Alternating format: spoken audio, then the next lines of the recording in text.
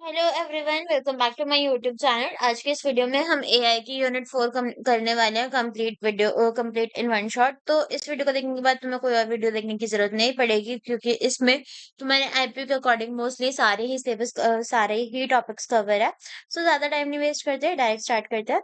देखो, fuzzy logic होता क्या है? फजी लॉजिक का मतलब क्या है? देखो, फॉर एग्जाम्पल अगर मैं तुम्हें बोलूँ कि क्या तुम एक लड़के हो, तो इसका तो तुम्हें पता है कि हाँ, इसका आंसर या तो यस होगा या तो नो होगा। If I will ask you about your number कि is this your phone number, तो इसका तुम्हें डायरेक्ट आंसर पता होगा कि हाँ भाई, या तो इसका आंसर ट्रू है कि हाँ ये मेरा नंबर है, या फिर फॉल्स है कि हाँ ये मेरा नंबर नहीं है।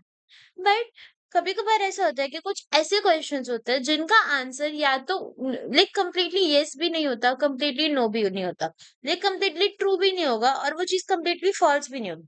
वो आंसर उसके बीच में होगा। जैसे कि अगर मैं पूछूं कि तुम्हारी तबीयत ठीक है, बट अगर तुम उस वक्त बीमार हो, बट तुम फिलहाल बेटर फील कर रहे हो, तो तुम बोलोगे कि थोड़ी थोड़ी ठीक है। अगर मैं बोलूंगी पेपर कैसा गया, तुम लोग बोलोगे ठीक ठाक।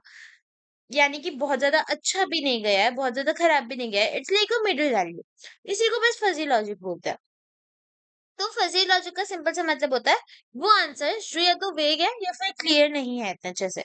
ठीक है। अगर रियल वर्ड में बात करें तो fuzzy logic is like a value between true और फॉल्स, ट्रू और फॉल्स के अलावा कोई चीज। ठीक है। तो अगर मैं बोलूं कि बाइनरी में हम जो भी लॉजिक होता है इसको जीरो एंड वंस में रिप्रेजेंट करता है। जीरो मतलब फॉल्स एंड वन मतलब ट्रू। बट इनके बीच की जो वैल्यूज हैं, अगर इनके बीच में कुछ आंसर्स आ रहे हैं तो मशीन कैसे एक्ट करेगी उसके बारे में पढ़ना, इसलिए एक फजी लॉजिक के बारे में हम चीजें पढ़ते हैं। इतना समझ आ गया?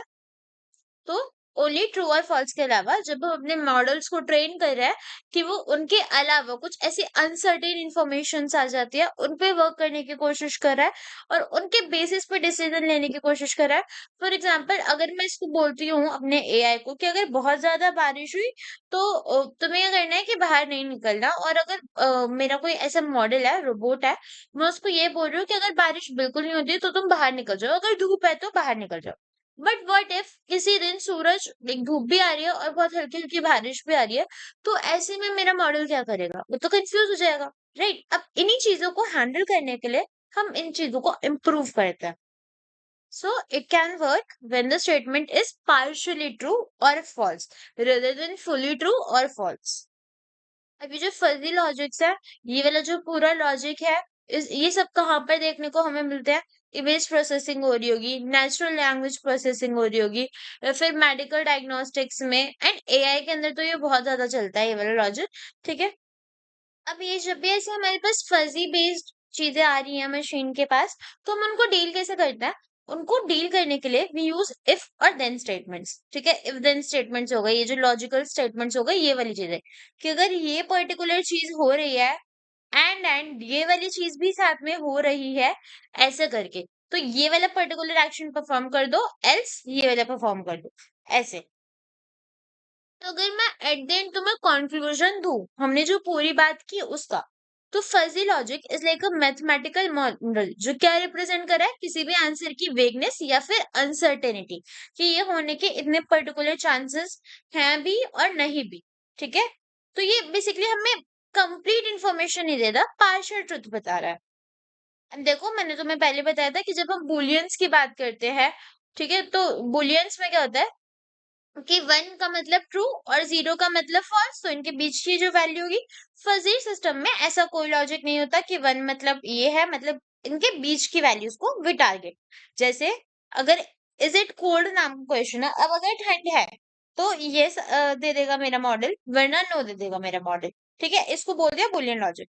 बट अगर मैं बोलूं इज इट कोल्ड और मॉडल बोल रहा है कि उसको भी लाइक कैटेगराइज कर रहा है कि अगर ज्यादा बहुत ज्यादा कोल्ड है तो 0.9, बहुत कम कोड है पर है तो 0.1, ऐसे वैल्यूज डिवाइड कर दी, दिस इज फजी लॉजिक। अब क्लियर हो गया? मैंने बहुत बार बोल दिया है चीज। ओके। ओके, तो अब इतना तो क्लियर हो गया। अब हम देखते हैं कि एक्चुअल आर्किटेक्चर कैसा होता है मशीन का। तो अगर आर्किटेक्चर की बात करूं तो आर्किटेक्चर में हम देख क्या रहे हैं कि कोई भी एक्शन एक्चुअल में परफॉर्म कैसे हो रहा है। अगर फजी लॉजिक्स आ रहे हैं या फिर फजी लॉजिक्स नहीं भी आ रहे, बुलियन में लॉजिक्स आ रहे हैं जीरो और वंस के टर्म में, तो कैसी चीजें हो रही है? अब यहाँ पे देखो, सोचो कि मेरा मेरा ना एक रोबोट है और रोबोट के पास क्या है? मैंने तुम्हें बताया था कि हम जो इनपुट्स होते हैं वो या तो जीरोस और वन की फॉर्म में देंगे या फिर 0.9 0.6 ऐसे फॉर्म में देंगे। 0.9 0.6 इन सबको हम बोलते हैं फजी लॉजिक्स, है ना, फजी लॉजिक्स। तो अब यहाँ पे देखो, सबसे पहले जो भी मेरा मॉडल है उसके पास जो भी डेटा आया वो उसको रूल बेस के अंदर डालेगा। फॉर एग्जाम्पल उसने अभी देखा कि आज बारिश हो रही है, उसने ये देखा, यानी कि इसके पास वैल्यू है 0, सॉरी 1। बारिश हो रही है, इसके पास वैल्यू है 1 कि आज बारिश हो रही है। अब मेरा मॉडल क्या करेगा, अच्छा बारिश हुई तो अब उसको काम कैसे करना है।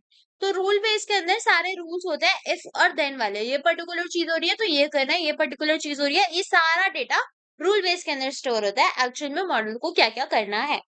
अब रूल बेस से वो कंपेयर करता है कि उसके पास जो लॉजिक अभी है वो बुलियंस में है या फजी लॉजिक है। तो वो देखेगा कि अगर लॉजिक बुलियंस में है तो वो उनको कन्वर्ट करेगा इनटू फजी रूल्स। अब ये नहीं समझ आया होगा तुम्हें कि फजी रूल्स में क्यों कन्वर्ट करेगा। फॉर एग्जाम्पल अगर मैं बोलूं आज बारिश है, तो अकॉर्डिंग टू माय लॉजिक ये देखेगा कि आज कितने परसेंट बारिश है, प्रॉपर एग्जैक्ट। जैसे मैंने इधर तुम एग्जाम्पल देखा कि इज इट कोल्ड में there are different different levels की 0.9 है, 0.25 है, 0.1 है। तो एग्जैक्ट परसेंट में कन्वर्ट करेगा सो दैट उसको क्लियर आइडिया मिले। तो ये समझ आया। रूल बेस के अंदर इफ देन वाले कंडीशंस होते हैं और उसके बाद अगला जो स्टेट होता है वो होता है फजी फायर। फजी फायर क्या करेगा, अगर मेरी जो भी आउटपुट्स इनपुट्स जो मैंने अपने रोबोट को दिए या फिर रोबोट ने जो भी डिसाइड करा it is in Boolean, it will convert that into fuzzy fire, जिससे हमें एग्जैक्ट डिग्रीज पता चले ये चीज इतने परसेंट हो रही है। उसके बाद डेटा हमारा कहाँ जाएगा, इन्फरेंस इंजन के अंदर।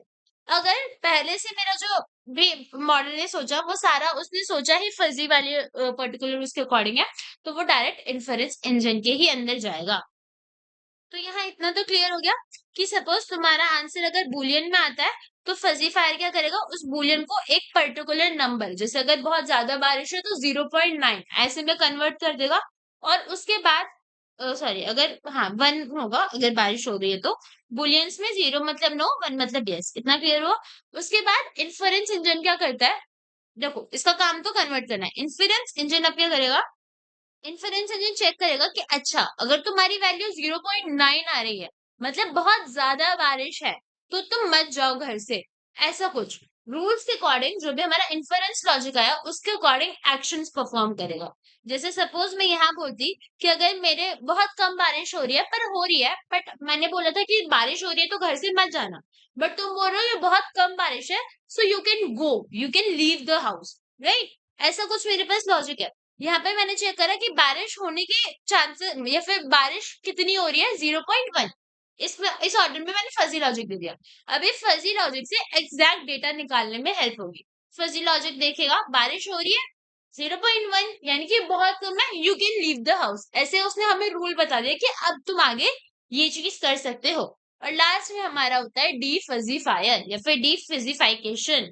तो यहाँ पे जो भी हमारे पास बुलियन में वैल्यूज आई थी वो कन्वर्ट हुई थी इसमें फजी वैल्यूज में।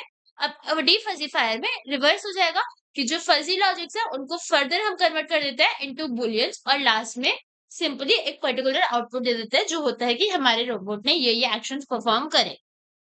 तो this is how the complete logic system works inside the ये फजी वाला लॉजिक जो भी है कि कैसे कैसे चीजें हैंडल हो रही हैं। आई होप तुम्हें समझ आ गया होगा।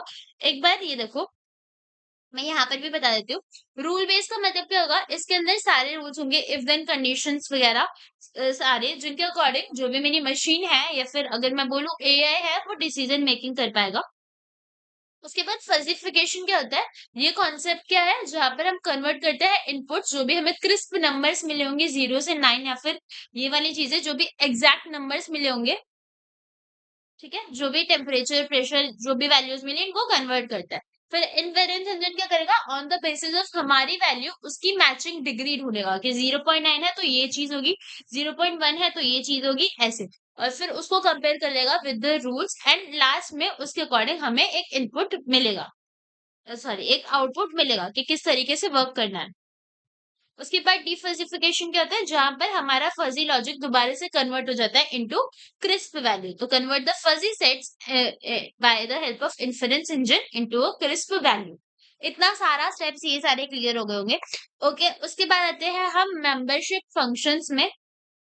ठीक है, अब फज़ी लॉजिक के अंदर 2-3 टर्म्स और हैं जो शायद पूछ ली जा सकती है तुम्हारे एग्ज़ाम में, क्योंकि तुम्हारे एग्ज़ाम में बस फज़ी लॉजिक दिखा है। अब वो कितना डिटेल में पूछेंगे ये मुझे आइडिया नहीं है।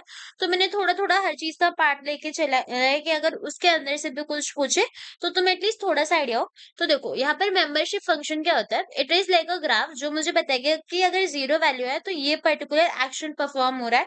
1 वैल्यू है तो ये पर एक्शन परफॉर्म हो रहा है। It's like a universal set जहाँ पर सारी डिटेल सारे रूल्स गिवन होते हैं। ठीक है, या फिर कोई भी पॉइंट जीरोस और वन से कैसे मैप्ड है। अब अगर फजीफायर्स की बात करें तो वो भी डिवाइडेड होता है इनटू सिंगलटन फजीफायर, गॉर्जियन फजीफायर्स और ट्रायंगुलर फजीफायर्स। अब इतना डिटेल में हम इसको नहीं पढ़ रहे क्योंकि ये अलग से कहीं पर भी मेंशन नहीं है। ठीक है, अब फजी लॉजिक से तुम्हें समझ आ ही गया होगा कि होता क्या है। अब ये फजी फायर, ये जो फजी लॉजिक्स है इनका एक्चुअल में काम क्या है? देखो हमें क्या करना होता है कि हम चाहते हैं कि जो भी एआई है it will replicate the human behaviour, right? अब ह्यूमंस क्या होता है कि हमेशा हर चीज में उनका या तो सही होगी ये चीज या गलत होगी, वो वाला सिस्टम नहीं होता। ठीक है, कि ये काम करने का मेरा मन भी कर रहा है पर फिर मेरे पास पैसे भी नहीं है तो मुझे उस बारे में भी सोचना है। तो ह्यूमंस का ब्रेन हमेशा इस वाले लॉजिक की तरफ चलता है कि it will be never completely true और नेदर कंप्लीटली फॉल्स वाली चीज, कभी या तो ट्रू होगा या फिर फॉल्स होगा, एक्यूरेट नहीं होता, है ना? तो इस वाले केस में हम चाहते हैं कि हमारी मशीन्स भी, एआईज भी थोड़े ह्यूमन जैसा सोचे, तो इसीलिए फजी लॉजिक वाला सिस्टम, इनको हैंडल करने वाली चीजें हम अपनी मशीन्स के अंदर डालते हैं और तभी जो भी लॉजिक हमें बुलियन में भी मिलता है we will first converted into fuzzy logic, जैसे कि हमने अभी ऊपर देखा। अब इसके एडवांटेजेस देख लेते हैं और फिर थोड़ी डिसएडवांटेजेस पे बात करेंगे और ये देखेंगे कि फजी लॉजिक एक्चुअल में कहाँ-कहाँ पर यूज होता है। तो फजी लॉजिक सिस्टम का काम क्या है? पहली बात तो किस भी तरीके का इनपुट आ रहा है बुलियंस में, it will convert that into our fuzzy logic. तो यहाँ पर क्या होता है, कंस्ट्रक्शन पूरा फजी लॉजिक का बहुत इजी है ना? बहुत इजी है, जो भी आया चीजें डायरेक्ट कन्वर्ट हो गई, तो it's like a easy thing. और यहाँ पे ना हमें एकदम एफिशिएंट या मैं बोलूँ प्रॉपर एक्यूरेट सॉल्यूशन मिलता है कि अच्छा बारिश हो रही थी, हाँ तो फजी लॉजिक कन्वर्ट करेगा इन द वे कि कितनी ज्यादा बारिश हो रही है वैसे वाली चीज में, तो हमें जो भी रिजल्ट मिलेगा वो बहुत ज्यादा एफिशिएंट मिलता है, तो डिसीजन मेकिंग में बहुत ज्यादा हेल्प होती है। ठीक है, और बहुत थोड़े से डेटा से भी we can use this particular algorithm. अब फिर डिसएडवांटेजेस भी होंगे कुछ। अब क्या होता है कि अलग-अलग इंसान का फज़ी लॉजिक को हैंडल करने का तरीका अलग-अलग होता है। कुछ लोग बोलेंगे कि बिल्कुल भी रेन हो रही है तो भी बाहर मत जाओ, क्योंकि मे बी तुम खुद को खराब कर लो या गीला कर लो। तो ऐसे फज़ी लॉजिक्स में ना, मतलब अगर कोई चीज़ हो रही है तो ठीक है। हाँ, यही रूल है, यही चीज़ होगी। नहीं हो रही यही होता है, नहीं हो रही के केस में तो यही चीज़ होगी। बट अगर हो भी रही है, नहीं भी हो रही के केस में, लोग अपने-अपने अलग-अलग लॉजिक्स भी दे सकते हैं। ठीक है? वो वाली चीज़ कि ये समझ आया कि अगर बारिश हो रही है, मैं पूछती हूँ बारिश हो रही है, वो बोलेगा हाँ, बारिश हो रही है, पर थोड़ी हो रही है। अब इस केस में कोई अपना लॉजिक दे सकता है कि एआई को बाहर नहीं जाना, बट कुछ बोल देंगे कि यू कैन गो।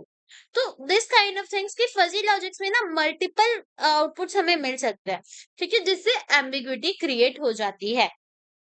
और यहाँ पर एक्यूरेसी कभी-कभार कॉम्प्रोमाइज़ हो जाती है, क्योंकि फज़ी लॉजिक थोड़ी-सी डेटा पे भी हमें आउटपुट दे देगा और बहुत सारा एक्यूरेट डेटा होगा तो भी आउटपुट दे देगा। ये थोड़ी बेसिक बेसिक चीज़ें थी, आई होप तुम्हें समझ आ गया होगा। अगर मैं बात करूँ एप्लीकेशंस की, तो किधर काम करता है फज़ी लॉजिक? एक्चुअल में यूज़ किधर हो रहा है? तो यहाँ पर देखो, फजी लॉजिक्स का यूज हम एरोस्पेस वाली फील्ड में बहुत ज्यादा करते हैं, एरोप्लेन्स, एल्टीट्यूड, इन चीजों में। ठीक है, उसके बाद अगर हमें स्पीड कंट्रोल करनी है या फिर ट्रैफिक कंट्रोल करना है तो ये ऑटोमेटिव सिस्टम्स में बहुत यूजफुल होता है। For example I am creating a machine जहां पर वो खुद से चल रही है, जैसे तुमने मेट्रोज भी देखी होंगी, बहुत सारी ऑटोमेटिकली बन रही है, ये जो मेजेंटा लाइन है उस साइड पर। तो यहाँ क्या हो रहा है, बहुत सारी चीजें होती है जो खुद से चलती है। कभी कभार देखा होगा कुछ डोर्स होंगे वो सेंस करेंगे, ओपन हो जाएंगे, देन सेंस करेंगे कोई नहीं है तो क्लोज हो जाएंगे। तो ऐसे ऑटोमेटिव चीजों में हमें लॉजिक्स डालने पड़ते हैं, तो फजी लॉजिक उधर काम करता है। डिसीजन मेकिंग को बहुत ज्यादा सपोर्ट कर रहा है, क्योंकि हमें एक्यूरेटली चीज पता चल रही है कि ये चीज हो रही है और इतने परसेंट हो रही है। केमिकल इंडस्ट्रीज में पीएच की वैल्यूज को कंट्रोल करना और केमिकल्स मिलाना, इन सारी चीजों में भी इसका बहुत काम है। Fuzzy logics natural language processing में यूज होती है, साथ में ये मॉडर्न कंट्रोल सिस्टम्स में बहुत ज्यादा यूज होती है। अब फजी लॉजिक्स में न्यूरल नेटवर्क इंपॉर्टेंट होता है। अब न्यूरल नेटवर्क है क्या, ये मैंने पहले भी बताया, इट्स लाइक अ ब्रेन। ठीक है। अब जो भी फजी लॉजिक है इसके बारे में जो भी थिंकिंग्स है, ये जो मैंने तुम्हें ऊपर ऑप्शंस परफॉर्म करे वो सारे न्यूरल नेटवर्क में ही हो रहे होंगे। तो फजी लॉजिक्स को यूज करने के लिए it's important that you have neural networks. इतना क्लियर हो गया। उसके बाद फजी लॉजिक्स क्या है ये मैंने तुम्हें बता दिया। की कॉन्सेप्ट्स क्या होते हैं इसके, कुछ फजी रूल्स होते हैं, एक फजी इन्फेरेंस सिस्टम होता है, ये सारी चीजें बताई है। मेंबरशिप फंक्शन क्या होता है, ये सब मैंने बताया। अब लिंग्विस्टिक वेरिएबल्स क्या होते हैं, देखो लिंग्विस्टिक इज लाइक कुछ लैंग्वेज रिलेटेड चीज। तो ये कुछ ऐसे वेरिएबल्स होते हैं जिनकी वैल्यू हम कभी यस और नो में बता ही नहीं सकते। मैं बोलूँ टेम्परेचर कितना है तो तुम बोलोगे हाँ या नहीं, ये थोड़ी बोलोगे, तुम एक नंबर दोगे। अगर मैं पूछूं कि ये जो आज क्या गर्मी है, तो तुम बोलोगे थोड़ी बहुत, इतनी गर्मी नहीं है, अरे बहुत ज्यादा गर्मी है। तो इसका आंसर तुम हाँ और ना में दे सकते हो। बट व्हाट इफ मैं तुमसे पूछ रही हूँ कि कितनी ठंडी है आज, है ना, तो तुम बोलोगे कल से कम है। ऐसी वाली चीजें जिनका आंसर हम एग्जैक्ट यस और नो में नहीं दे सकते। ठीक है। तो ज्यादातर इनकी वैल्यूज हम वर्ड्स में देते हैं कि कितना कितना खाना खाना है, तो कोई बोलेगा कि थोड़ा या फिर फ्यू। तो these are kind of words. ठीक है, ये समझ आ गया। But these are the variable जिनकी वैल्यूज को हम रिप्रेजेंट करते हैं, एग्जैक्ट जीरोस और वंस में नहीं करते। ठीक है, इतना समझ आ गया। ज्यादातर फजी लॉजिक्स में ही हम वैल्यू डालते हैं अपने वेरिएबल के अंदर। अब और डिटेल में बात करें तो फजी लॉजिक से हमें किस चीज में हेल्प मिलती है, हमें डिसीजन मेकिंग में हेल्प मिल रही है। हमें पता चल रहा है हमारी मशीन एक्चुअल में कितना काम करेंगी।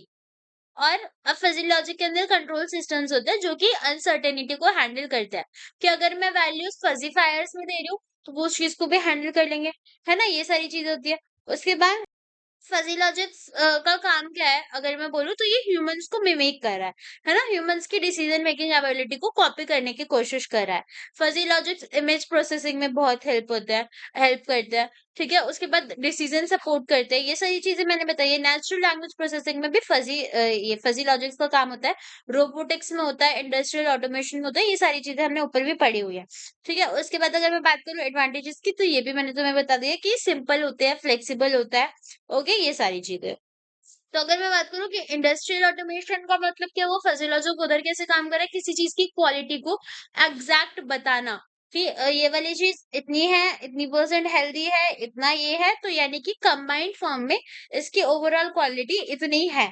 ऐसे सब चीजों को कंबाइन करना रोबोट्स में हेल्प करता है। रोबोट्स क्या करते हैं, फजी लॉजिक्स की मदद से प्लान करते हैं, ऑब्स्टिकल अवॉइड करते हैं और डिसीजन मेकिंग करते हैं। ये सारी चीजें मेनली जो मैंने तुम्हें बताया वो रोबोट्स की ही उसके अकॉर्डिंग बताया था।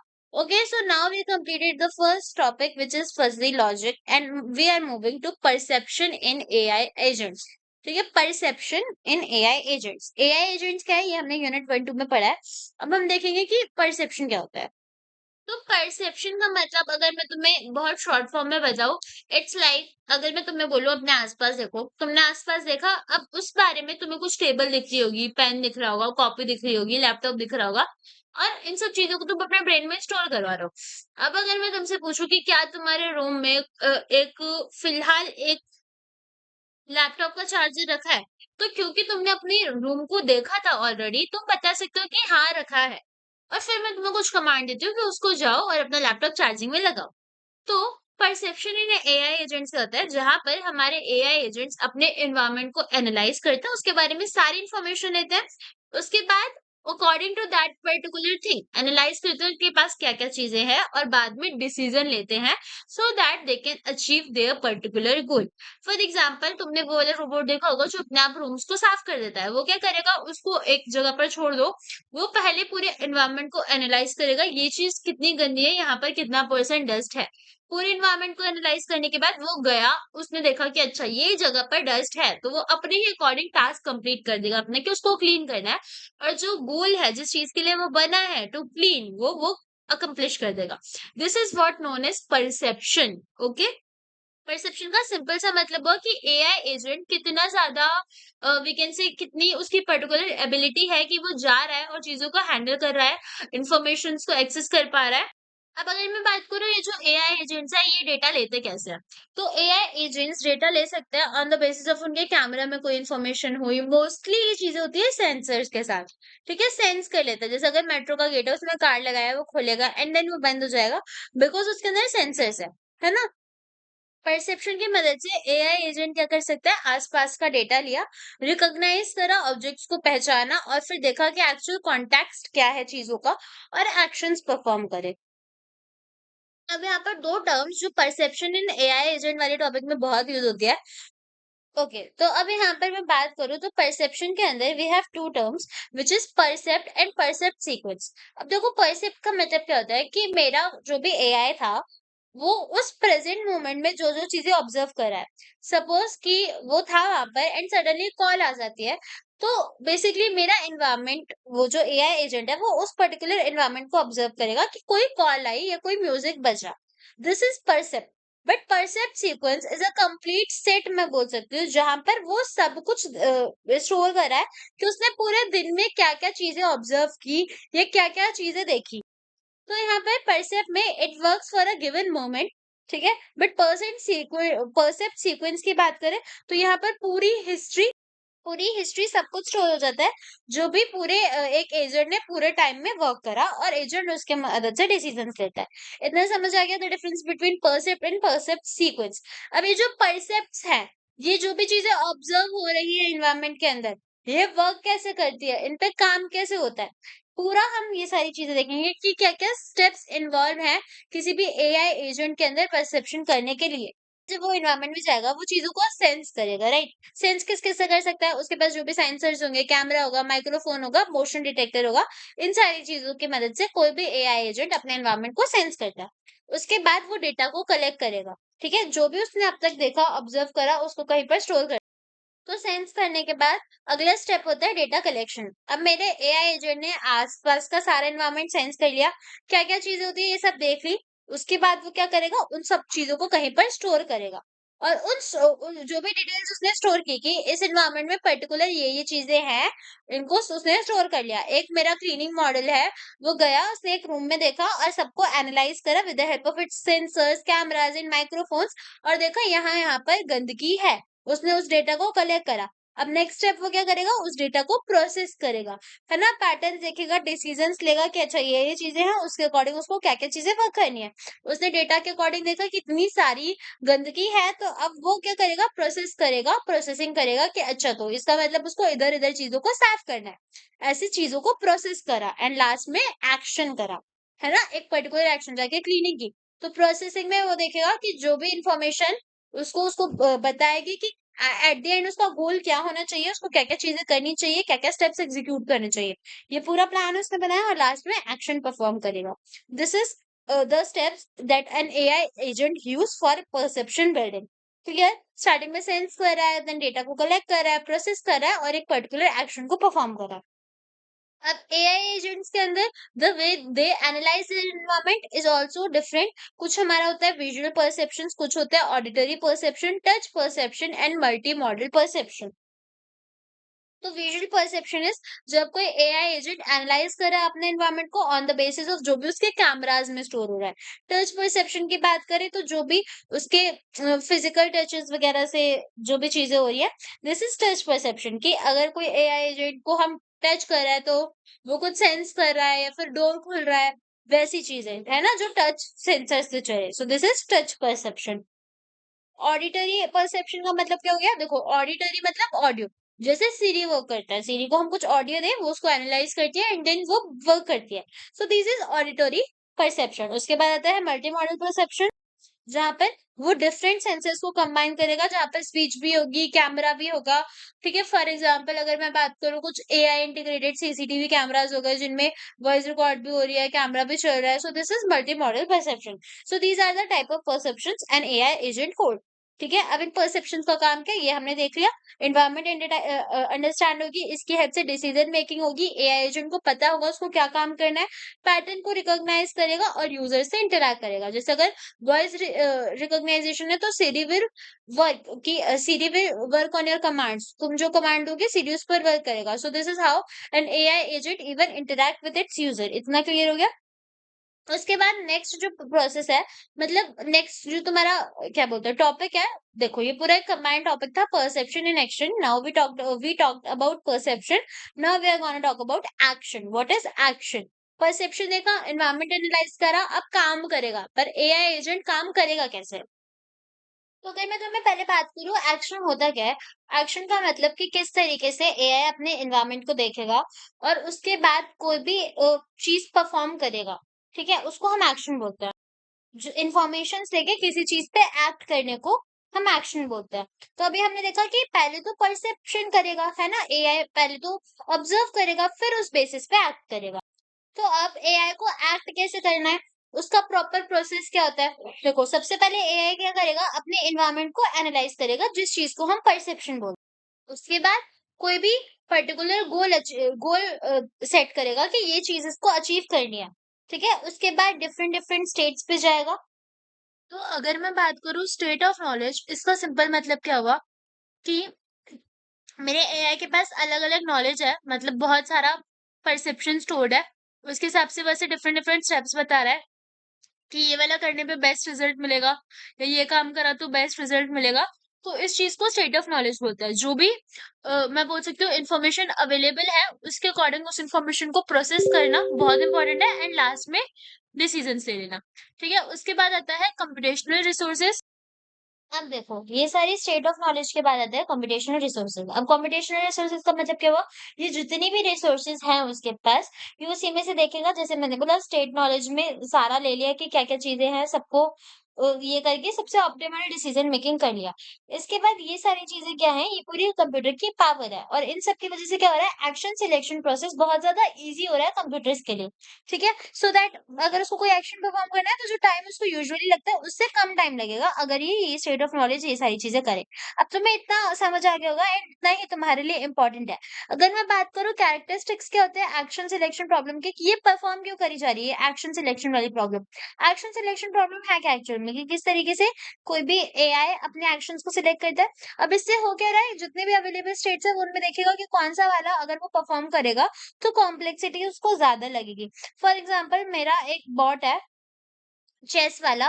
अब वो क्या है, या फिर वो, हाँ, एक चेस बॉट है। अब ये क्या कर रहा है, अपने गोटियों को आगे चला सकता है, इधर चला सकता है, सपोज इसके पास क्वीन है, इधर चला सकता है, उधर चला सकता है।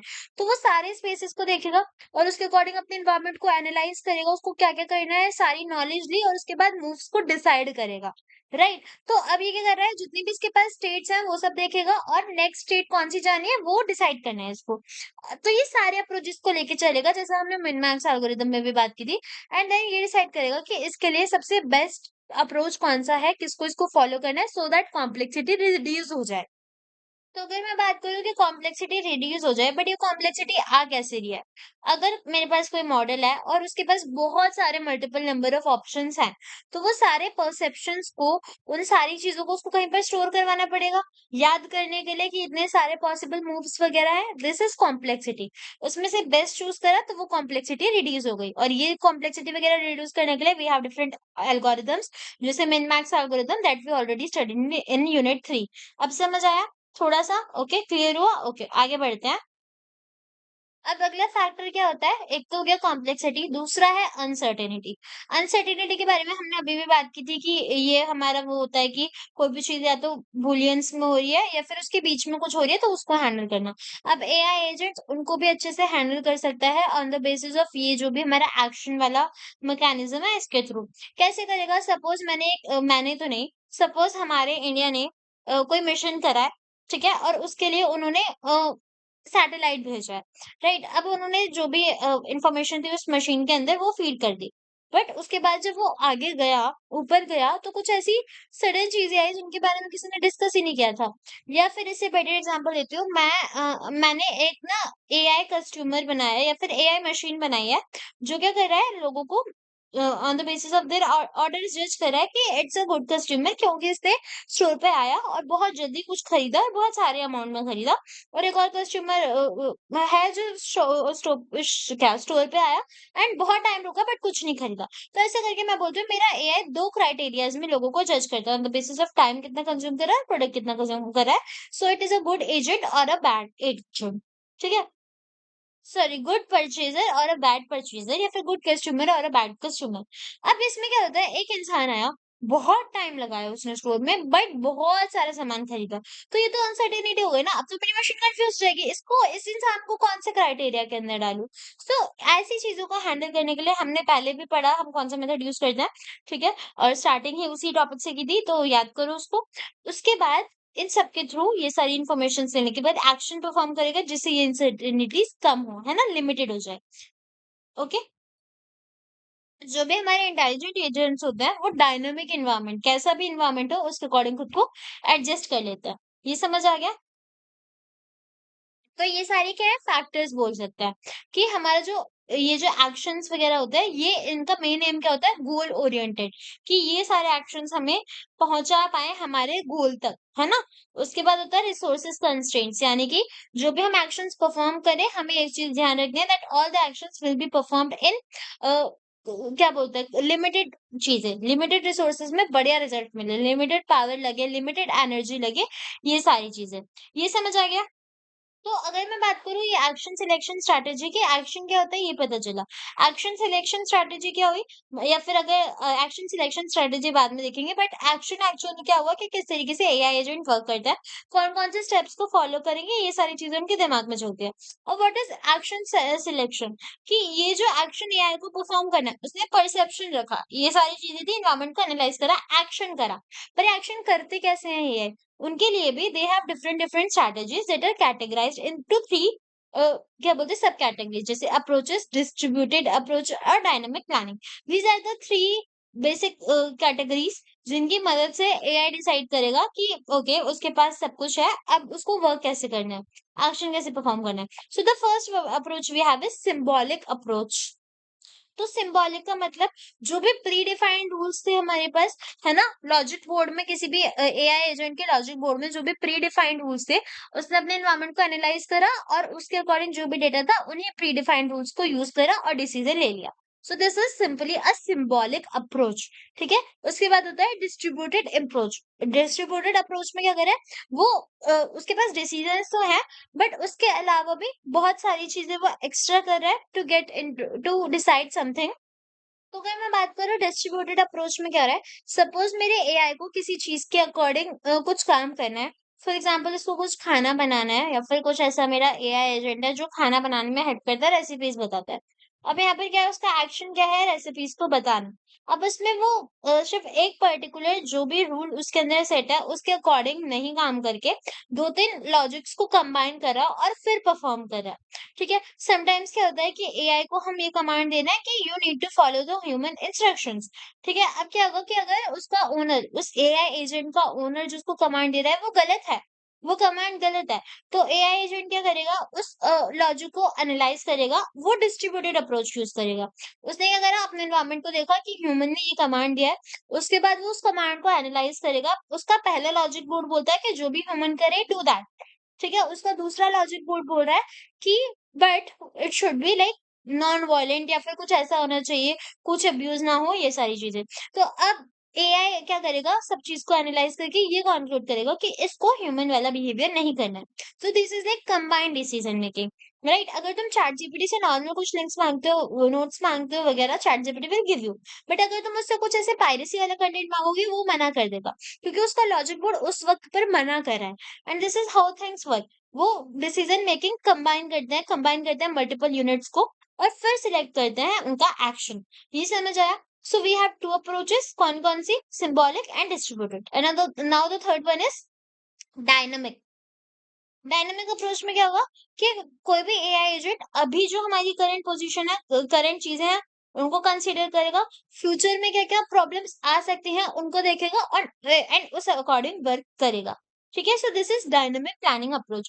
तो तुमने समझ आए। डायनामिक वाला क्या करता है अभी मेरा करंट इन्वायरमेंट ये है कि अभी बारिश नहीं है, then he will predict the future वाली चीज लेकिन फ्यूचर में बारिश हो सकती है तो मुझे अभी कपड़े छत से उतार लाने हैं। अगर कोई ऐसा रोबोट है पर्टिकुलर जो काम कर रहा है so it will work in these kind of like ये तो एग्जांपल है but it will work in these kind of situations कि अभी का करंट चीज देखी और फ्यूचर वाला प्रेडिक्ट करा और फिर काम करा।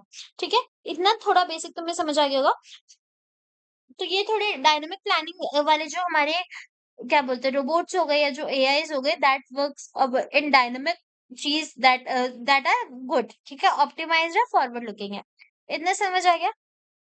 अब देखो, यहाँ पे हाइब्रिड मॉडल्स का क्या मतलब हुआ कि अगर मैं बोल रही हूँ देयर आर थ्री वेज जिसके थ्रू एआई कैन एक्ट, इसका मतलब ये नहीं है कि वो कंबाइन नहीं हो सकते। यानी कि अगर मैं तुम्हें बात करूँ कि we have different different approaches, जैसे डायनेमिक प्लानिंग हुई या फिर मैं कह सकती हूँ डिस्ट्रीब्यूटेड अप्रोच हुई, तो ये भी हो सकता है कि कोई एआई एजेंट डिस्ट्रीब्यूटेड अप्रोच और डायनेमिक अप्रोच को कंबाइन करके एक्शन परफॉर्म कर रहा है, तो इसी को हम हाइब्रिड इंटीग्रेशन बोलते हैं। ओके, ये ये क्लियर हो गया? और इन अप्रोचेस को जब कंबाइन करते हैं तो हमें ज्यादा बैलेंस सॉल्यूशंस मिलते हैं। Okay, okay, so the next topic we have is expert system in AI. अब देखो, अब तक हम परसेप्शंस एंड एक्शंस पे वर्क कर रहे थे, हमने ये सब स्टडी करा, तो now what is expert system?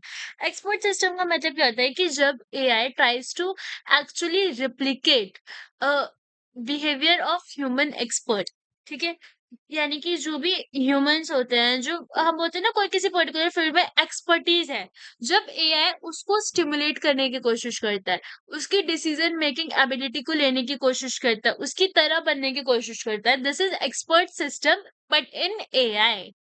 तो यहाँ पर ये समझ आया? फॉर एग्जाम्पल, अभी एग्जाम्पल देखो, बट ये करता क्या है, जो भी इसके पास नॉलेज बेस्ड इंफॉर्मेशन है, जितनी भी इंफॉर्मेशन इसके पास आई, उसके अकॉर्डिंग ये इंटरप्रेट करेगा कि इस प्रॉब्लम को सॉल्व करना कैसे है। फॉर एग्जाम्पल, अगर मैं कोई डायग्नोस्टिक के लिए एआई बनाती हूँ, ठीक है, अब ये क्या करेगा, ये एनालाइज करेगा सारी प्रॉब्लम्स को, देखेगा क्या क्या पॉसिबल केसेस है, जितनी भी चीजें उसके पास आई उनमें से बेस्ट चीजें सजेस्ट करेगा, और जो भी प्रॉब्लम है उसको कवर करने का तरीका बताएगा, ठीक है, बट इन अ वेरी क्या बोलते हैं, एक्यूरेट वे, लेकिन एक्सपर्ट, ठीक है। तो ये इस तरीके के सिस्टम्स हमें इस तरीके के सिस्टम्स को हम एक्सपर्ट सिस्टम्स बोलते हैं। ये जो डायग्नोस्टिक वाला, अगर मैं ऐसा कुछ एआई बना रही हूँ, so it is my medical expert system, जो कि पेशेंट्स के सिम्टम्स को एनालाइज कर रहा है और बता रहा है कि देर आर तरीके की ये प्रॉब्लम्स हो सकती है, और उसके लिए ट्रीटमेंट्स भी बता रहा है। अगर तुम चैट जीपीटी को जाकर के भी अपने सिम्पटम्स बताते हो, तो वो भी तुम्हें बोलेगा कि देयर आर पर्टिकुलर ये चीजें जो कि तुम्हें हो सकती है, और उसके लिए पर्टिकुलर मेडिकल एडवाइजेस भी देगा, जो कि उसको पता होंगी वो वाली देगा। अगर ज्यादा कुछ तुम उसको बहुत वास्ट बीमारी बता रहे हो, तो वो यही बोलेगा कि go and consult a doctor, but अगर कुछ थोड़ी मोड़ी एडवाइस है तो वो एआई वैसे भी दे देता है। So this is expert system, कि the main motive of expert system is we make an AI इतना strong that it can replicate human expertise। और अगर मैं पूछूं कि इस एक्सपर्ट सिस्टम की जरूरत क्यों पड़ रही है, क्योंकि बहुत सारी जगह ऐसी होती है जहाँ पर जो इलाज होता है वो बहुत ज्यादा एक्सपेंसिव होता है और हर कोई अफोर्ड नहीं कर पाता। फॉर एग्जांपल, अगर तुम डर्मेटोलॉजिस्ट पे जा रहे हो या फिर स्पेशली स्किन ट्रीटमेंट के लिए किसी के पास जा रहे हो, तो देयर आर चांसेस कि वो तुमसे बहुत ज्यादा चार्ज कर लेंगे, बट क्या पता तुम्हें उतने की जरूरत ही ना हो और तुम्हारी कुछ इतनी बड़ी प्रॉब्लम भी ना हो। तो ऐसे में you can refer to the AI, ठीक है, टू द एक्सपर्ट एआई। ये वाली चीज है। सो इसके एडवांटेजेस क्या है या फिर इम्पोर्टेंट क्यों है? क्योंकि यहाँ पर मनी सेव हो रहा है, टाइम सेव हो रहा है, और ये इजीली एक्सेसिबल है। You don't need to wait in a huge queue to get an advice, ठीक है। उसके बाद यहाँ पर क्या होता है कि जब हम अपने एआई को एक्सपर्ट बनाते हैं, वो उस फील्ड में खुद को एक्सपर्ट सोचता है और डिसीजन मेकिंग उसकी इम्प्रूव होती है।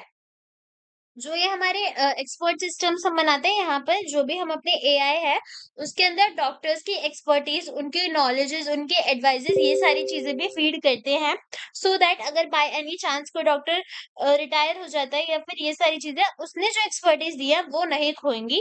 ये सारी चीजें समझ आई तुम्हें? This are the expert system, this is the complete expert system, and now we know why it is important.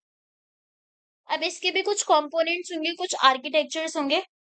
तो यहाँ पे क्या हो रहा है, जो भी हमारा हम एक्सपर्ट सिस्टम बना रहे हैं उसके अंदर भी डिफरेंट डिफरेंट कंपोनेंट्स होंगे, जैसे नॉलेज बेस, इन्फेरेंस इंजन। सो नॉलेज बेस्ड की बात करते हैं। तो जब भी मेरे एआई को एक्सपर्टीज देनी है किसी चीज में, उसके पास होगा एक नॉलेज बेस। नॉलेज बेस के अंदर क्या होगा, सारी नॉलेज होगी, सारे फैक्ट्स होंगे, सारे रूल्स होंगे, और एक्सपर्ट्स की भी नॉलेज होगी उस पर्टिकुलर डोमेन में। जो एक्सपर्ट्स है, सारी टेक्स्ट बुक का ज्ञान होगा, सब कुछ होगा। उन सबको कंबाइन करके मेरा एआई डायरेक्टली रिस्पॉन्स देगा। और अगर कोई नॉलेज आउटडेटेड है या फिर इनकम्प्लीट है, तो सिस्टम उसको कैटेगराइज कर देगा एज अ फ्लॉड नॉलेज। ठीक है, इतना क्लियर हो गया। So this is knowledge based component पहला of our architecture of expert system. उसके बाद आता है इन्फरेंस इंजन। इन्फरेंस इंजन का काम क्या होता है? It's like a brain behind the decision. Inference engine में क्या हुआ? नॉलेज आई, अब इन्फरेंस इंजन के अंदर जाएगी तो जितनी भी नॉलेज हमें नॉलेज बेस से मिल रही है वो किधर जाके स्टोर हो रही है? इन्फरेंस इंजन, मतलब जो भी नॉलेज स्टोर है नॉलेज बेस में वो किधर जा रही है? इन्फरेंस इंजन के बाद। और उसके बाद हमारा एआई क्या करता है? कॉन्क्लूजन ड्रॉ करता है। जैसे फॉर एग्जांपल तुम किसी गर्म चीज को छूते हो और तुम्हारा ब्रेन इमीडिएट सिग्नल्स भेजता है कि वो गर्म है, हाथ हटा लो। तो जो भी चीजें हुई तुम्हारे पास नॉलेज आई कि गर्म है और हाथ हटाने वाली कमांड तुम्हें तुम्हारे ब्रेन ने दी। So this is the same thing like the same with this is very similar to the inference engine. It is also like a brain of your AI. This is clear. अब यहाँ पर क्या होता है? Inference engine के पास भी चीजों को रिकॉग्नाइज करने की दो स्ट्रैटेजीज होती है। One is forward chaining and the other one is backward चेनिंग। अब क्या हो रहा है कि इन्फरेंस इंजन के पास सारा नॉलेज आया, अब वो हमें क्या करेगा? हमें कंक्लूड करके बताएगा ये काम करो। एंड एन एक्सपर्ट सिस्टम, तो अब हो क्या रहा है? ये जो कंक्लूजन्स करेगा, जो रीजनिंग्स करेगा, that are also divided into two categories which is forward chaining and backward chaining. तो अब ये फॉरवर्ड चेनिंग होता क्या है? इस फॉरवर्ड चेनिंग में हम क्या करते हैं? हमारे पास, मतलब हम नहीं, सॉरी, एआई क्या करता है? एआई के पास जो भी मेरा एक्सपर्ट है उसके पास जो भी नॉलेज होगी वो पहले उसको देखेगा एंड उसके बेसिस पे वो धीरे धीरे धीरे करके एक्शंस लेगा। फॉर एग्जाम्पल अगर मैं बोलती हूँ किसी एजेंट, मतलब सपोज मेरा कोई डायग्नोस्टिक एआई है, उसको मैं जाके बोल रही हूँ कि टेम्परेचर बहुत हाई है और पेशेंट को कफ है। ये नॉलेज अभी इसके पास है, ठीक है? तो अब मेरा जो एआई है वो फॉरवर्ड चेनिंग के अकॉर्डिंग कैसे वर्क करेगा? वो पहले लगेगा ओके टेम्परेचर हाई है और कफ है तो देयर आर चांसेस कि रेस्पिरेटरी इन्फेक्शन हो। तो इसको तो फिर मेरा जो एआई है वो कंक्लूड करेगा ऑन द बेसिस ऑफ जो मैंने डेटा उसको दिया। तो डेटा से वो किसकी तरफ जा रहा है? कंक्लूजन की तरफ। फिर हमारे पास आती है बैकवर्ड चेनिंग। बैकवर्ड चेनिंग में हम पहले चलते हैं अपनी गोल की तरफ एंड देन फिर देखते हैं हमें क्या क्या एविडेंसेस दिए हैं। फॉर एग्जाम्पल अगर किसी ने पूछा मुझे क्या बीमारी है, तो बिना उसे एविडेंसेस सुने मैं पहले बोल सकती हूँ कि ओके देयर आर चांसेस कि आपको किडनी स्टोन्स है, ठीक है? अब उसके बाद मैं देखूंगी कि ये बीमारी हो सकती है और फिर मैं उससे उसके सिम्टम्स मैच करूंगी और फिर बोलूंगी ओके आपको किडनी स्टोन्स ही है।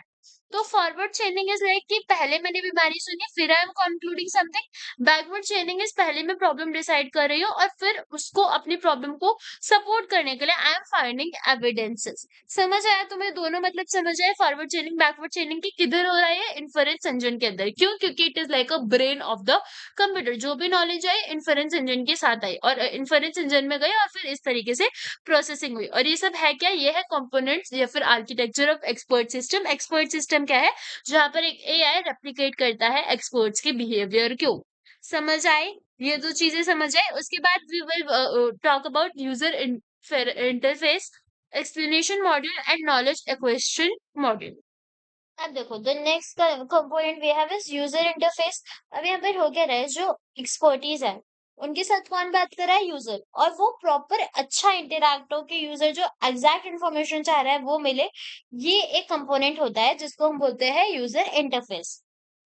ये कैसे लिए है? यूजर इंटरफेस का काम क्या है कि हम अपने एक्सपर्ट सिस्टम जो बना रहे हैं उनको भी एटलीस्ट यूजर फ्रेंडली बनाए, ठीक है? कोई भी ऐसे गलत एक्सपर्टीज ना बताए हमारा एआई। प्लस जरूरी नहीं है कि अगर आपको हमारे एक्सपर्ट सिस्टम से कांटेक्ट करना है तो आपको भी एक एक्सपर्ट बनना पड़ेगा, नहीं।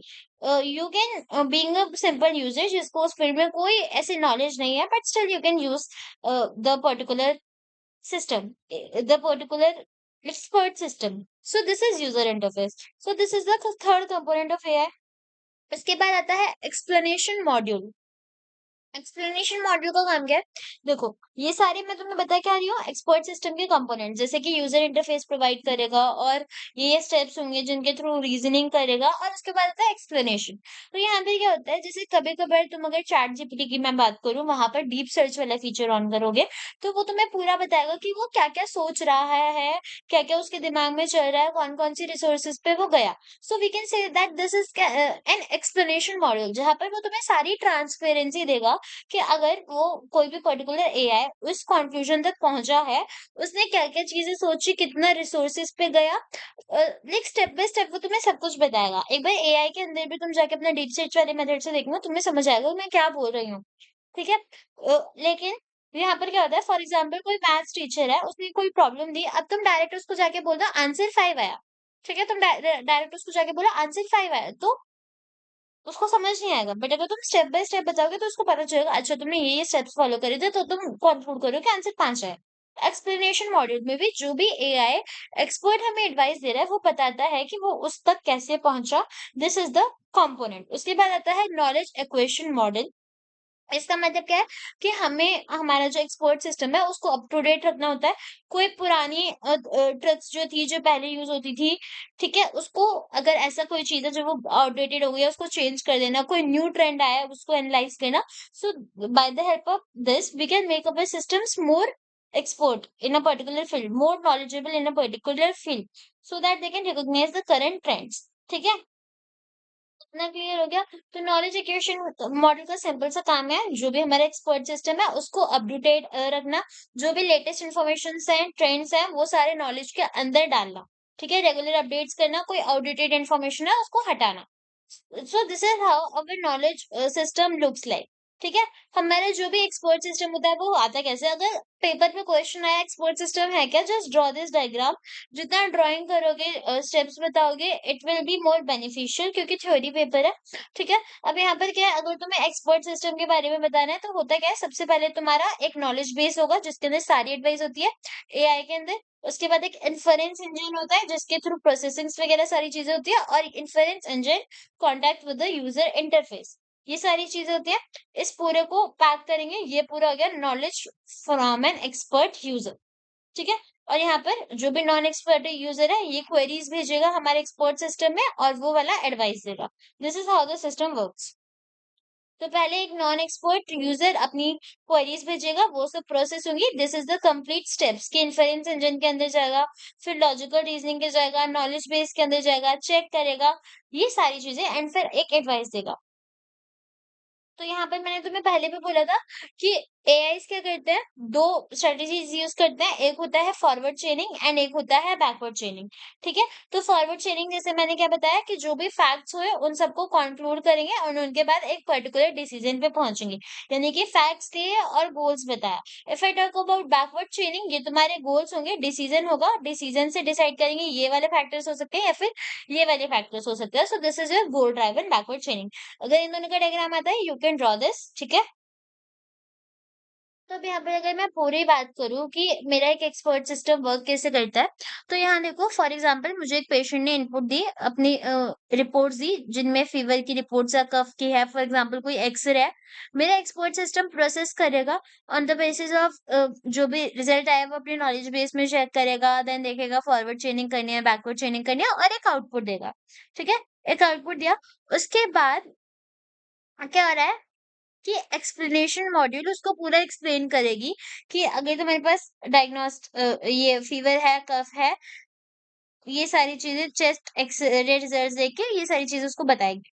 अब क्या हुआ, इतनी चीजें तो पहले से फीड थी। उसके बाद हमारा मेडिकल एक्सपर्ट सिस्टम या कोई भी एक्सपर्ट सिस्टम अपडेट करता रहता है खुद को।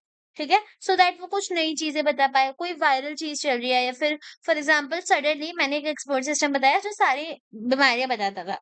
अब अचानक से कोविड आ जाता है, तो मैं अपने एक्सपर्ट सिस्टम में ये इन्फॉर्मेशन भी डाल दूंगी कि किसी को इतना ज्यादा फीवर है इतने दिन से है, और वो कंट्रोल सॉरी कंटिन्यूअसली कफ कर रहा है, खांसता जा रहा है, या फिर उसको कोल्ड है, तो क्या देयर आर चांसेस कि उसको कोविड भी हो सकता है। So this is the way we can update our knowledge systems, और we can say expert system. अब expert systems are further categorise. अब देखो है क्या ना कि तुम्हारे सिलेबस में डिटेल में तो कुछ भी नहीं बताया एक्सपर्ट सिस्टम में क्या क्या आएगा। तो from best of my knowledge मुझे लगता है these are some important topics, I am teaching you that. ठीक है, ज्यादा से ज्यादा आ जाएगा व्हाट इज एक्सपोर्ट सिस्टम वगैरह, क्योंकि फोर्थ यूनिट बहुत छोटी है, तो ज्यादातर इसमें चांसेस होते हैं क्लस्टरिंग वगैरह के आने के। बट ये भी पढ़ लो। ठीक है, क्योंकि ऑप्शंस आ सकते हैं, और ये वाले आ गए ऑप्शंस में तो मजे ही है, फिर तो थ्योरी ही है बस। ठीक है? तो एक्सपर्ट सिस्टम होता है क्या है? और एक्सपर्ट सिस्टम होता है क्या? ये तो हमने पढ़ लिया। कितने टाइप का होता है? रूल बेस्ड एक्सपर्ट सिस्टम होता है, फ्रेम बेस्ड होता है, फजी लॉजिक सिस्टम होता है, हमने पढ़ लिए। उसके बाद न्यूरल नेटवर्क होता है और न्यूरो फजी एक्सपर्ट सिस्टम्स होता है। So these are 5 types of systems that we have: rule based, frame based, fuzzy logic and neural network and neuro fuzzy expert system. एक-एक करके पढ़ते हैं। तो रूल बेस्ड एक्सपर्ट सिस्टम क्या होगा? जो सिर्फ इफ और देन वाले रूल्स पे ही काम कर रहा है ना? डिसीजंस ले रहा है इफ और देन वाले बेसिस पे और कुछ-कुछ बता रहा है।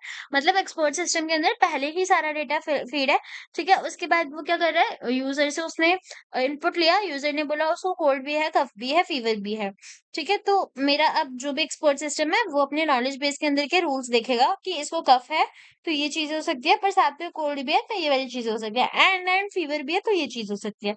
सो कुछ अलग से नहीं सोचा, जो भी नॉलेज थी उसी के बेसिस पे कंक्लूड कर दिया। फिर आता है फ्रेम बेस्ड एक्सपर्ट। तो यहाँ पर फ्रेम बेस्ड एक्सपर्ट सिस्टम क्या होता है? जैसे तुमने कोई लैंग्वेज पढ़ी होगी तो वहां तो तुमने ऑब्जेक्ट्स देखे होंगे कि यहाँ पर हमारे पास एक की हुई नेम और फिर एक वैल्यू हुई, की हुई एंड एक वैल्यू हुई। अब यहाँ पर ये जो फ्रेम बेस्ड एक्सपर्ट सिस्टम होता है वो उस पर्टिकुलर की के अंदर वैल्यू डालता है। फॉर एग्जाम्पल अगर मैं बताती हूँ कि मुझे फीवर है, तो मेरा फ्रेम बेस्ड एक्सपर्ट सिस्टम की देखेगा कि टेम्परेचर कितना था जगह का, इतना पर्टिकुलर वैल्यू डालेगा। उसके बाद वो कंक्लूड करेगा कि फीवर कितना डिग्रीज़ है या कितना सेल्सियस है, उसकी वैल्यू उधर डालेगा। तो ऐसे की वैल्यू वाले पेयर्स में वो इन्फॉर्मेशन को स्टोर करेगा एंड फिर कुछ प्रोसेस करेगा। जैसे अगर मैं बोलूँ बाहर रेन हो रही है, तो मुझे बताओ कि मुझे छाता लेके जाना चाहिए कि नहीं, क्योंकि तुम एक्सपर्ट हो। तो वो देखेगा कि रेन होने की कितने पर्टिकुलर वैल्यू है। ठीक है? अब मैं बोल रही हूँ सिर्फ 2% रेन हो रही है या बहुत कम रेन हो रही है या स्लाइटली लोअर काइंड रेन हो रही है, तो अब मेरा एआई क्या करेगा कि देखेगा कि रेन कितना परसेंट हो रही है और उसमें वैल्यू डालेगा एंड उसके अकॉर्डिंग कंक्लूड करेगा कि भाई रेन तो बहुत कम है, तुम्हें नहीं लेके जाना चाहिए। But there are another chance कि वो एक की वैल्यू ले, प्लेस, तुम कौन सी जगह पे रहते हो। सपोज किसी ने बोला कि हम बहुत ऐसी जगह पे रहते हैं जहाँ बहुत ज्यादा बारिश होती है, ठीक है? तो उसके अकॉर्डिंग वो कुछ और सजेस्ट करेगा। सो दिस इज हाउ की वैल्यू पेयर्स वर्क और this is how frame based expert system works. तो यहाँ पे जो भी इंफॉर्मेशन होती है it is stored in a complete object, frame like object, ठीक है? जिसके अंदर एट्रीब्यूट्स और वैल्यूज होते हैं, ये सारी चीजें। उसके बाद फजी लॉजिक सिस्टम्स हमने पढ़ा है, न्यूरल नेटवर्क्स हमने थर्ड यूनिट या फिर सेकंड यूनिट में तुम्हारे ये भी है। उसके बाद आता है न्यूरो फजी एक्सपर्ट सिस्टम, जहां पर we are combining neural networks और फजी लॉजिक्स को साथ में, और फिर we are working on that. ठीक है, आई होप तुम्हें ये सारी चीजें समझ आ गई होंगी। अब यहाँ पे कुछ एक्सपर्ट सिस्टम्स के एग्जाम्पल्स है, जैसे डेंड्रल हो गया, एक्सॉन हो गया, या फिर पीएक्स डेज हो गया। ये सब कुछ एक्सपर्ट सिस्टम है जो डिफरेंट डिफरेंट फील्ड्स के लिए डिजाइन हो गए हैं। जैसे पीएक्सडीएस एक ये भी एक हमारा एक्सपर्ट सिस्टम ही है जो कोई मेडिकल फील्ड के लिए बनाया गया है, जैसे कि लंग कैंसर वगैरह को अर्ली स्टेजेस पे डायग्नोस करने के लिए। फिर ये होता है डीएक्सप्लेन सी डेट। So these are actual real world expert systems that we have currently. Okay.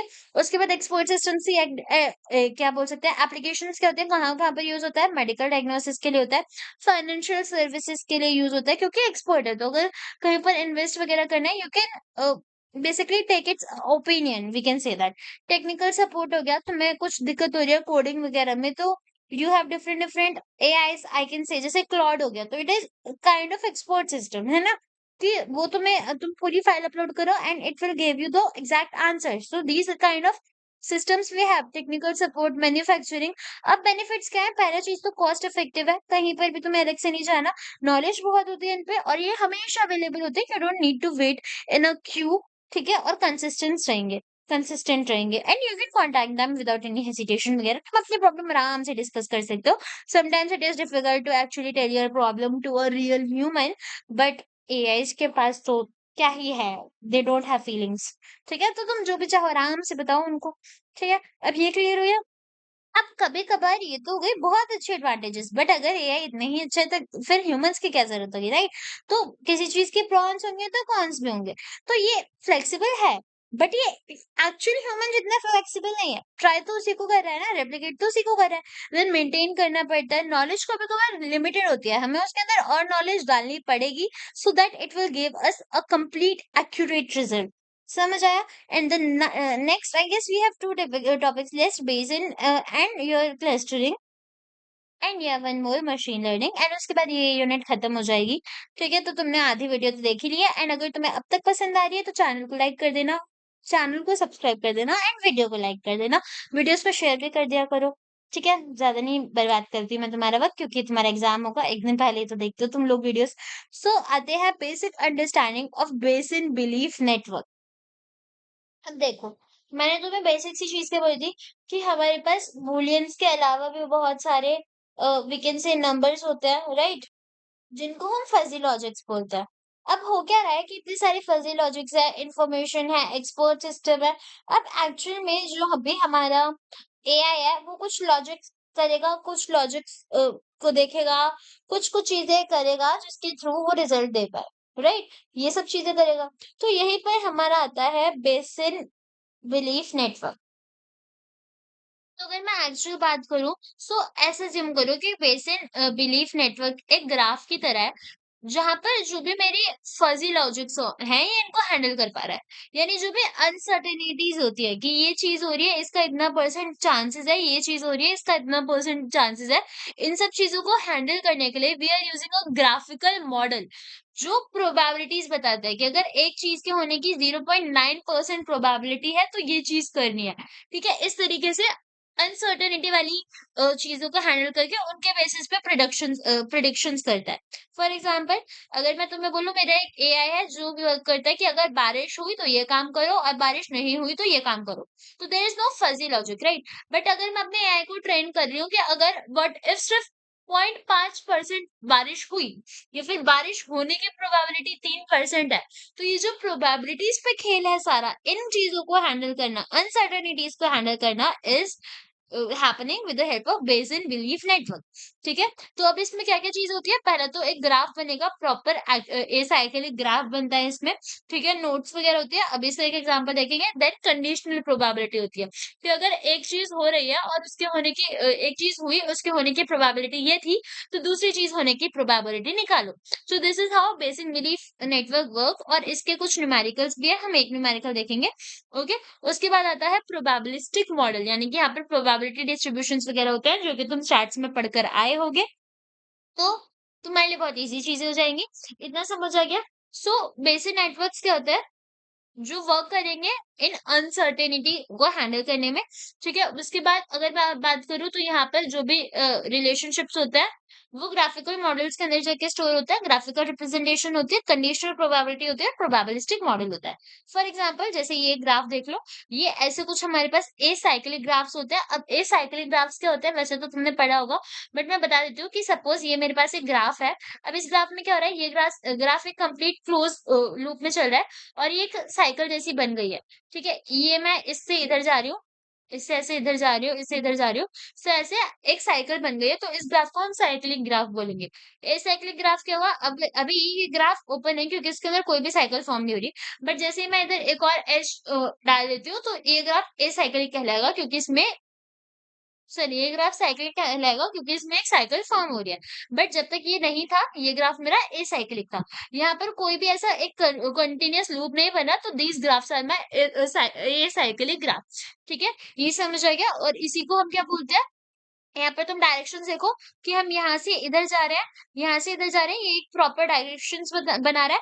तो ये हमारा हो गया बेसिक नेटवर्क का ग्राफ, जो भी ग्राफिकल रिप्रेजेंटेशन होती है चीजों की, कि अगर फायर है तो अलार्म बजा दो, ये कंडीशन हो रही है तो ये करो। P1 कॉल, फिर अलार्म आया तो P1 को कॉल करो, अलार्म नहीं बजा तो P2 को कॉल करो, लिख दिस। ठीक है, इतना समझ आ गया? तो देखो, ये जो पूरी ग्राफ वाली चीज़ है, ये अभी हम क्वेश्चन से देखेंगे तो और ज़्यादा समझ आएगी। बट अभी के लिए तुमने ये समझा कि एक ग्राफ है जो इस तरीके से वर्क करता है या फिर इस तरीके से बनता है। ठीक है? उसके बाद हम बात करते हैं प्रोबेबिलिटीज़ को कैलकुलेट करना।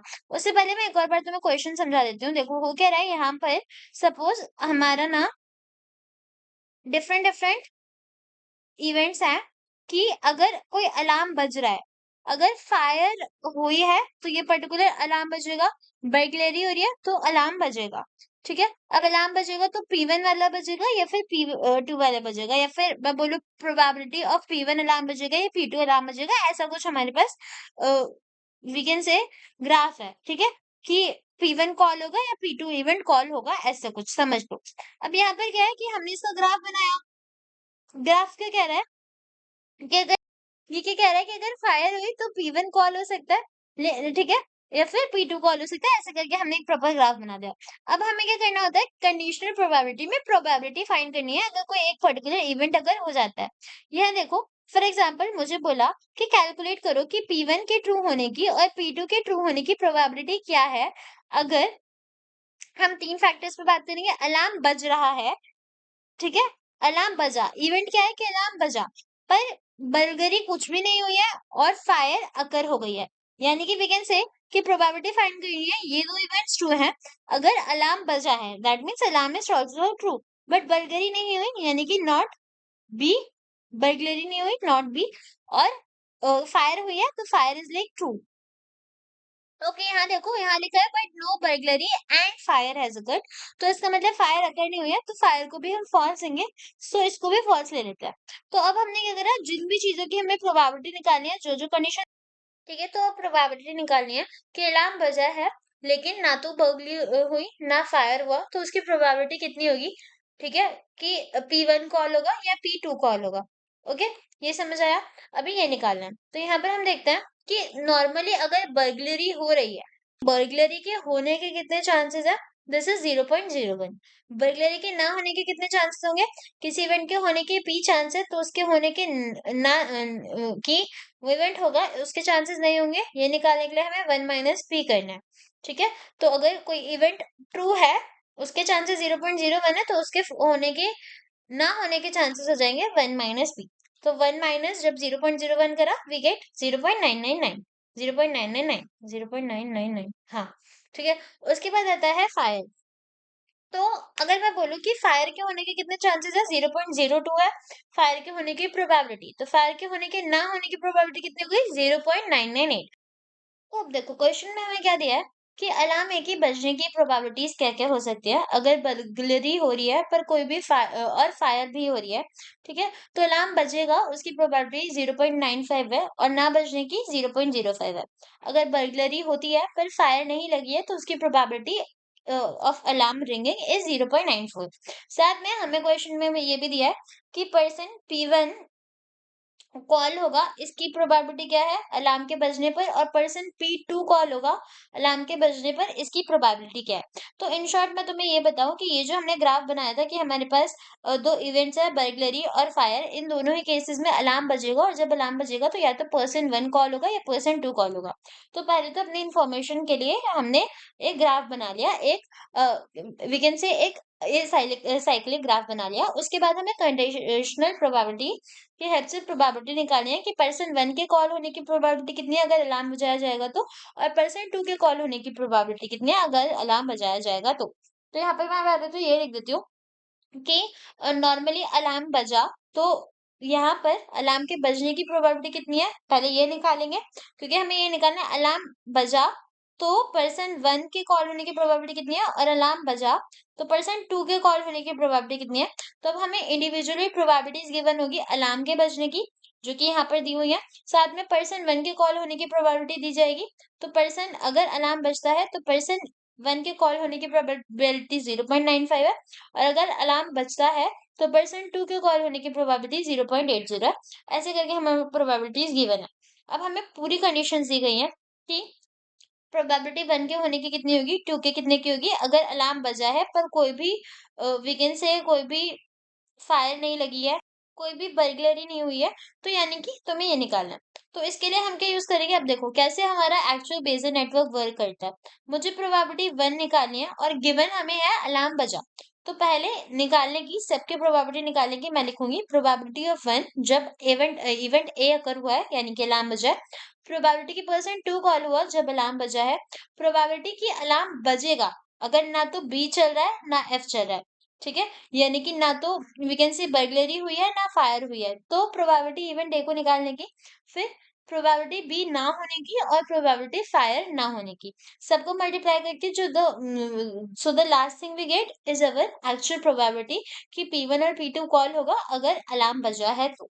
This is how this works. तुमने आई कैन से कि तुमने कंडीशनल प्रोबेबिलिटी पढ़ी होगी, तुमने बेस थ्योरम पढ़ा होगा, तो तुम्हें ये सारी चीजें पता होंगी और इनका बेसिक आइडिया होगा at least. So I am not elaborating कि P1 ये क्या होता है, बट इसका सिंपल मतलब है कि निकालो P1 इंटरसेक्शन A की प्रोबेबिलिटी और उसको डिवाइड कर दो P1 की प्रोबेबिलिटी से। ऐसे समझ लो, ये तुम्हारा एक थ्योरम होता है, कंडीशनल थ्योरम। इसके बारे में we don't talk in deep क्योंकि तुमने ये पढ़ा हुआ है। बट ये समझ आया कि इस तरीके से हम क्या करते हैं, बेसिक नेटवर्क में एसाइक्लिक ग्राफ बनाया और फिर किसी भी अनसर्टेनिटी के होने की प्रोबेबिलिटी निकाल सकते हैं। ठीक है, इतना क्लियर हो गया? ओके, अब हमारा क्या काम है? अब the next topic we have is inference in basic network. Basic network में ग्राफ बना रहे हैं, प्रोबेबिलिटी डिस्ट्रीब्यूशन ऐसे करके एक प्रोबेबिलिटी निकालना है। तो बेसिक नेटवर्क में इन्फरेंस का मतलब क्या हो गया कि जो भी प्रोबेबिलिटी वैल्यू हमें मिल रही है, हमारे पास प्रोबेबिलिस्टिक वैल्यूज, उनके according we are doing some predictions. ठीक है, अपनी we can say improving our answers और बिलीव्स को इम्प्रूव कर रहे हैं।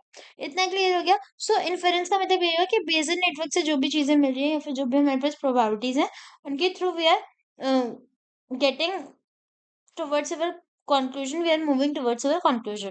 तो हमने बात की थी बेसिक नेटवर्क में we have directed acyclic graphs plus conditional probability distributions, these are the basic concepts. अब ये जो डायरेक्टेड एसाइक्लिक ग्राफ होता है, ये हमारे ग्राफ होगा जहां पर हमारे पास नोड्स होते हैं जो रिप्रेजेंट करते हैं अलग अलग वेरिएबल्स को। जैसे हमने इधर देखा था फायर, और ऐसे करके वी हैव टू नोड्स, और हर नोड के पास एक कंडीशनल प्रोबेबिलिटी डिस्ट्रीब्यूशन होता है। एंड इस तरीके से हमारा पूरा एक ग्राफ बनता है, हमने ऊपर देखा भी था। देखो, अगर मैं और अच्छे से बताऊं इन्फेरेंस होता है क्या, तो सिंपल सा इन्फेरेंस का मतलब क्या है कि तुम्हें कोई प्रोबेबिलिटीज दी हुई हैं जिनकी मदद से तुम कुछ और प्रोबेबिलिटीज किसी इवेंट के होने की निकाल रहे हो। दिस इज इन्फेरेंस, या फिर on the basis of probability you are concluding something. ठीक है, ये वाली चीज। अब अगर मैं बात करूँ टाइप्स ऑफ इन्फेरेंसेस की, तो पहला होता है प्रोबेबिलिटी क्वेरी। सपोज तुम्हारे पास एक प्रोबेबिलिटी दी है इवेंट ए के होने की, और उसके लिए तुम्हें निकालने, और ठीक है, तुम्हें ये प्रोबेबिलिटी दी है और तुमसे पूछा प्रोबेबिलिटी ऑफ इवेंट बी के होने की बताओ। यानी कि दो कॉइन्स टॉस करे, अगर टेल आने की ये प्रोबेबिलिटी है तो बताओ कि हेड्स आने की कितनी प्रोबेबिलिटी होगी। बट यहाँ पर कोई हमें सच कंडीशन नहीं दी है कि टेल ही आया है या फिर ऐसा कुछ, तो इनको हम बोलते हैं प्रोबेबिलिटी क्वेरी। इस वाले इन्फेरेंस में हमें क्या होता है, हमें एविडेंस इतना कुछ खास नहीं दिया है। ठीक है, कुछ वेरिएबल्स के बारे में एविडेंस है और उससे अननोन वेरिएबल की या फिर अनऑब्जर्व्ड वेरिएबल की वैल्यूज को निकालना है, उनकी प्रोबेबिलिटी डिस्ट्रीब्यूशंस को निकालना है। तो देखो, प्रोबेबिलिटी क्वेरी समझ आई। अब next we have map query. अगर मैं बात करूं प्रोबेबिलिटी क्वेरी की मार्जिनल इन्फेरेंस, इसका सिंपल सा ये मतलब होता है तुम्हें प्रोबेबिलिटी निकालनी है जब तुम्हें कोई और एक्स्ट्रा इन्फॉर्मेशन गिवन नहीं है, तो इसको हम मार्जिनल इन्फेरेंस बोलते हैं। अगर मैप क्वेरी की बात हो तो इसमें हम क्या करते हैं, कंबाइन करते हैं कि अगर कोई इवेंट अगर हुआ है, तो उस इवेंट के होने के पीछे के क्या रीजंस हो सकते हैं कि वो इवेंट हुआ हो। यानी कि अगर मेरे पास कोई अनऑब्जर्व वेरिएबल आया तो उसके होने के लिए हम एविडेंसेस ढूंढेंगे।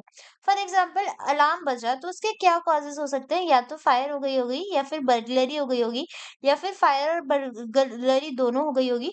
एंड इसमें से जो भी बेस्ट पॉसिबल केस होता है जिसकी प्रोबेबिलिटी सबसे ज्यादा होती है होने की, हम उसका पता लगाते हैं कि ये पर्टिकुलर एविडेंस था जिस वजह से ये पर्टिकुलर इवेंट हुआ। ठीक है, इसको हम मैप क्वेरी बोलते हैं, जहाँ पर मैप कर रहा है और देख रहे हैं कि किसी भी इवेंट के होने की सबसे ज्यादा मोस्ट प्रोबेबल चीज क्या थी, कि कौन सा वाला सबसे मोस्ट प्रोबेबल इवेंट था जिस वजह से ये हमें एक अनऑब्जर्व वेरिएबल मिला कि अलार्म बजा, और उसके पीछे जो भी एविडेंसेस हुए हमने वो ढूंढे। उसके बाद आता है लाइक्लीहुड क्वेरी, जहां पर हम यूजुअली बेसिक नेटवर्क्स का यूज करते हैं। यहाँ क्या होता है कि हमें कोई इवेंट के होने की प्रोबेबिलिटी निकालनी है, जबकि मुझे दूसरे इवेंट के होने की प्रोबेबिलिटी गिवन है। कि अगर मैंने कॉइन टॉस करा है, एक कॉइन टॉस करा है और मेरा हेड्स आ चुका है, तो मेरी टेल्स आने की प्रोबेबिलिटी बताओ। तो अगर तुम्हें डायरेक्ट पता है कि हेड्स आ गया, तो ट्रेल आने की प्रोबेबिलिटी क्या होगी? एक ही बार में कॉइन टॉस कर दिया, हेड्स आ गया, तो टेल आने की तो जीरो प्रोबेबिलिटी होगी क्योंकि हेड आ चुका है। Like it's a rough example, but थोड़ा थोड़ा समझो कि अगर लाइक्लीहुड क्वेरी में क्या होता है कि हम चेक करते हैं कि अगर हमारे पास एक वैल्यू आ गई है, तो उसके बाद दूसरी वैल्यू के आने की प्रोबेबिलिटी क्या होगी। उसके बाद हमारे पास अलग अलग क्वेरीज हैं, ये सारे इन्फेरेंसेस के टाइप्स हैं। ठीक है, बेसिक नेटवर्क क्या होता है ये भी मैंने तुम्हें बता दिया। क्या क्या है इसमें? Posterior query, enumeration, variable elimination, junction tree and sampling method.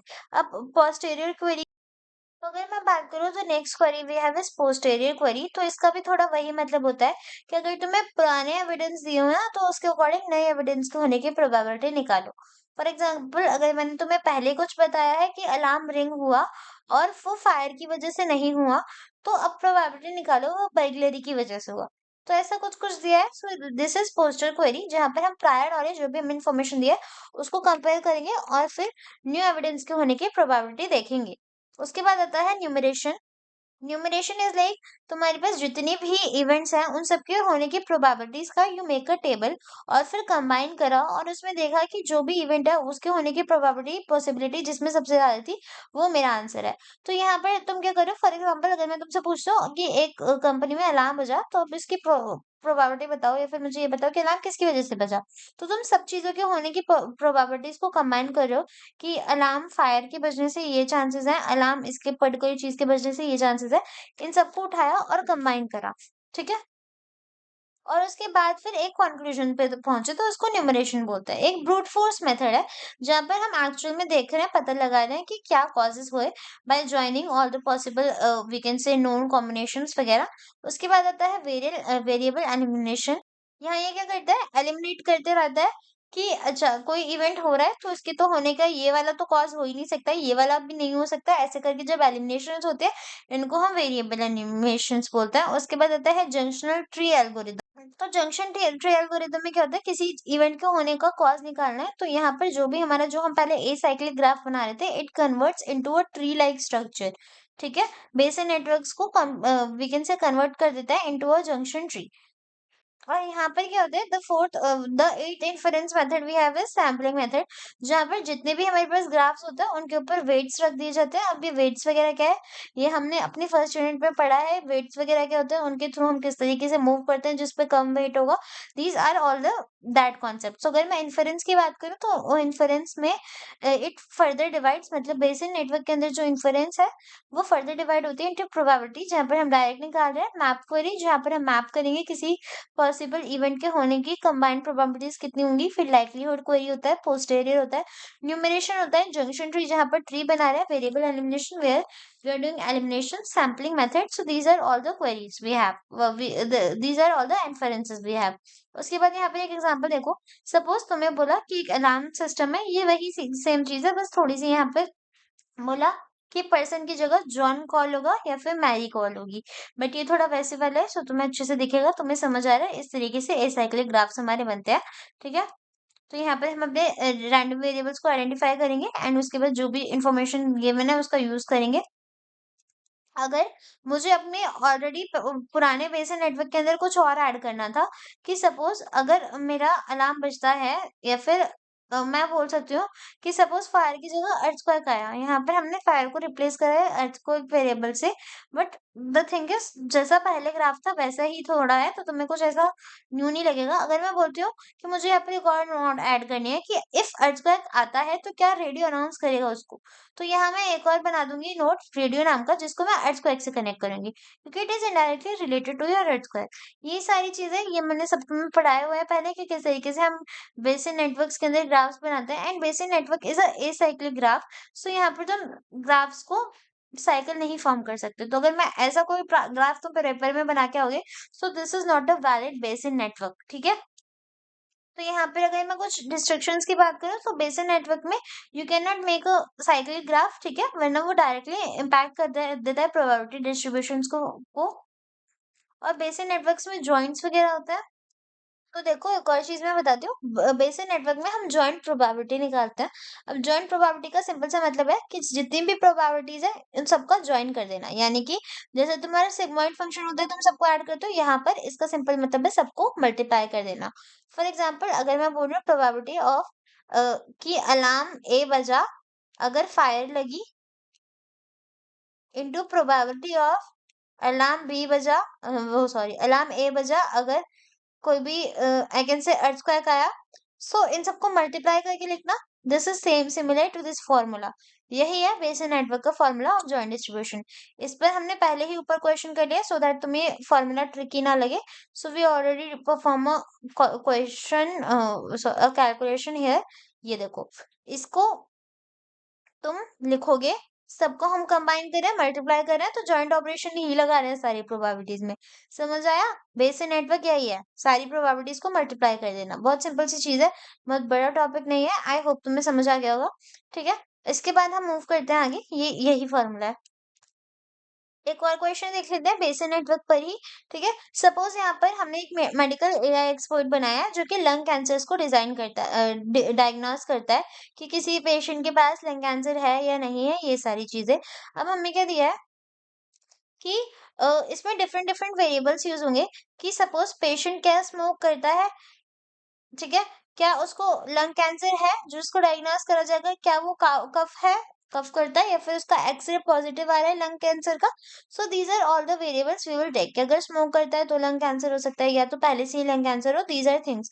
और इसकी मदद से तुम ग्राफ कैसे बना सकते हो, तुम्हें दिया कि सपोज एक पर्सन है जो स्मोकिंग कर रहा है, तो देयर आर चांसेस कि उसको ऑब्वियसली कैंसर होगा, तो तुमने एक वेरिएबल बनाया कि उसको कैंसर है। ठीक है, अगर लंग कैंसर होगा तो इट अफेक्ट्स कि उसको कफ भी होगा, और लंग कैंसर है तो उसको एक्सरे में भी आएगा कि कैंसर है। सो इस तरीके से you can make any cyclic, या फिर sorry not cyclic, you can make any a cyclic graph, make sure कि उसमें कोई साइकिल ना हो, और जितने भी वेरिएबल्स तुम्हें गिवन है उनको ऐसे नोट्स की तरह लिख लो, और जो भी डायरेक्शंस गिवन है जस्ट मेक दैट। ठीक है, अब यहाँ पर तुम्हें सपोज क्या क्या दिया है कि पर्सन अगर स्मोकिंग करता है तो उसकी प्रोबेबिलिटी कितनी है, 0.3। नहीं करता है कि प्रोबेबिलिटी रिवर्स हो गई, 0.7। अगर पर्सन को कैंसर है तो उसकी प्रोबेबिलिटी क्या है, ये सारी चीजें हैं। प्रोबेबिलिटी कि पर्सन को कफ है वो ये है, प्रोबेबिलिटी ऑफ कफ नहीं है वो ये है। So these are all the cases. अब देखो यहाँ पर मेन क्वेश्चन क्या है हमारा, ये तो मैं कुछ कुछ प्रोबेबिलिटीज मिल गई। अब क्वेश्चन देखो क्या है, what is the probability that a patient has lung cancer. Given क्या है कि पेशेंट को लंग कैंसर है, ये ट्रू है, ये तुम्हारी कंडीशन थी जो तुम्हें true they the. Now the patient is smoker, ये भी गिवन है, तो अगर मैं स्मोकर की कंडीशन डालूं तो the patient is smoker also, also he has cough, तो कफ होने की प्रोबेबिलिटी को हमने कैसे रिप्रेजेंट करा है, इसको भी ट्रू डाल देती हूँ। और उसका एक्सरे है वो भी पॉजिटिव है, तो एक्सरे को भी मैं डाल देती हूँ कि ये भी पॉजिटिव है। अब मुझे क्या कंप्यूट करना था कि पेशेंट को लंग कैंसर है, इसकी प्रोबेबिलिटी निकालो, और ये सारी इन्फॉर्मेशन हमें गिवन है, तो इन सबको हमने इधर लिख लिया, ये वाला क्वेश्चन सेम ऐसे करा है। अब मुझे क्या करना है, प्रोबेबिलिटीज निकालनी है सबकी, तो मैं ये निकालूंगी ना, पहले तो मुझे ये प्रोबेबिलिटी दी होनी चाहिए कि प्रोबेबिलिटी कि पेशेंट स्मोकर है और उसको लंग कैंसर है। ऐसे करके जितनी भी कंडीशंस है वी विल मल्टीप्लाई एवरीथिंग। अब देखो हमारा काम क्या था, हमारा मेन काम है हमें ये निकालना है प्रोबेबिलिटी कि कैंसर होगा। तो उसके लिए मैं देखती हूँ कैंसर के ट्रू होने के कितने परसेंट चांसेस है, और जो मेरा सी नाम का वेरिएबल है उसके फॉल्स होने के कितने परसेंट चांसेस है। ठीक है, तो अभी हम सिंपल ये निकालेंगे कि सी नाम का जो वेरिएबल है उसके ट्रू होने के कितने चांसेस है और फॉल्स होने के कितने हैं। और उसके बाद हम बेस थ्योरम लगाएंगे कि प्रोबेबिलिटी कि सी इवेंट हो रहा है अगर ये वाली चीज हो रही है तो, राइट, यानी कि प्रोबेबिलिटी कि इंसान को कैंसर होगा अगर वो स्मोक कर रहा है तो, है ना, या फिर प्रोबेबिलिटी कि उसको कफ होगा अगर वो स्मोक कर रहा है, या फिर उसको कैंसर है तो हम इस तरीके से डिफरेंट डिफरेंट कंडीशंस लगाएंगे। ठीक है, तो सबसे पहले तो मैं ये देख लूंगी कि सी इवेंट के ट्रू होने की प्रोबेबिलिटी कितनी है ना। सी तो हम अज्यूम करते हैं कि सपोज सी जो है यानी कि उस पर्सन को कैंसर है वो यस है, और सबको मल्टीप्लाई करके वी विल फाइंड कि हाँ कैंसर होने की उस इंसान के पास ये प्रोबेबिलिटी थी। हम जितने भी इवेंट्स है सबको मल्टीप्लाई कर रहे हैं आपस में, एंड इन सब की वैल्यूज हमें इधर ऊपर वाले टेबल से मिल रही है। ठीक है, कि उसको वो स्मोक करता है उसकी प्रोबेबिलिटी 0.3 है, ये सारी चीजें, ये सारी प्रोबेबिलिटीज हमें ऑलरेडी मिल रही हैं फ्रॉम द क्वेश्चन। ठीक है, तो इन सबको मल्टीप्लाई करा, इसको हमने बोला कि यही हमारा जॉइंट ऑपरेशन होता है, और यहाँ से हमने निकाला कि एक पर्टिकुलर पर्सन को कैंसर होने की इतनी पर्टिकुलर प्रोबेबिलिटी है। देखो हमने क्या करा, हमने कैंसर के होने की प्रोबेबिलिटी निकाली कि कैंसर हो सकता है, ये यस। अब कैंसर के हम प्रोबेबिलिटी निकाले कि व्हाट इफ कैंसर ना हो, उसको लंग कैंसर ना हो, तो हम क्या करेंगे, यहाँ पर डाला कि कैंसर नहीं है अगर वो स्मोक कर रहा है तो, या फिर अगर उसको कोल्ड है कफ है तो कैंसर नहीं है, और टेस्ट पॉजिटिव है स्टिल कैंसर नहीं है। तब हमारे पास डिफरेंट डिफरेंट केसेस बन गए, राइट। तो अब इन सारे केसेस के अंदर हमने यहाँ पर कंडीशंस लिख ली यूजिंग अवर कंडीशनल स्टेटमेंट, और इसके बाद वैल्यू पुट करी। तो हमें पता चलता है कि अगर ये सारी कंडीशंस ट्रू हैं तो कैंसर के ना होने के चांसेस 0.0054% है।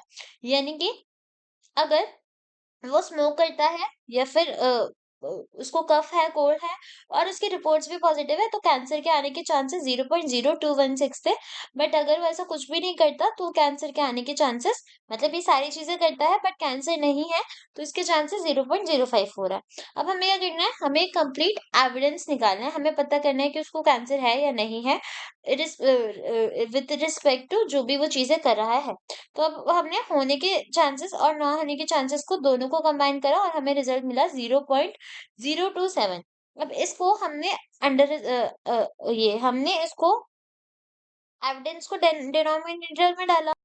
तो यहाँ पर हो क्या रहा है, देखो अब हमें क्या पता चलता है कि प्रोबेबिलिटी एविडेंस के होने की, यानी कि जो भी दिया उसके होने की ना होने की combined probability we have is 0.027, और हमें ये दिया है कि होने की प्रोबेबिलिटी इज 0.0216। दोनों को कंबाइन करा तो हमें फाइनल आंसर मिला।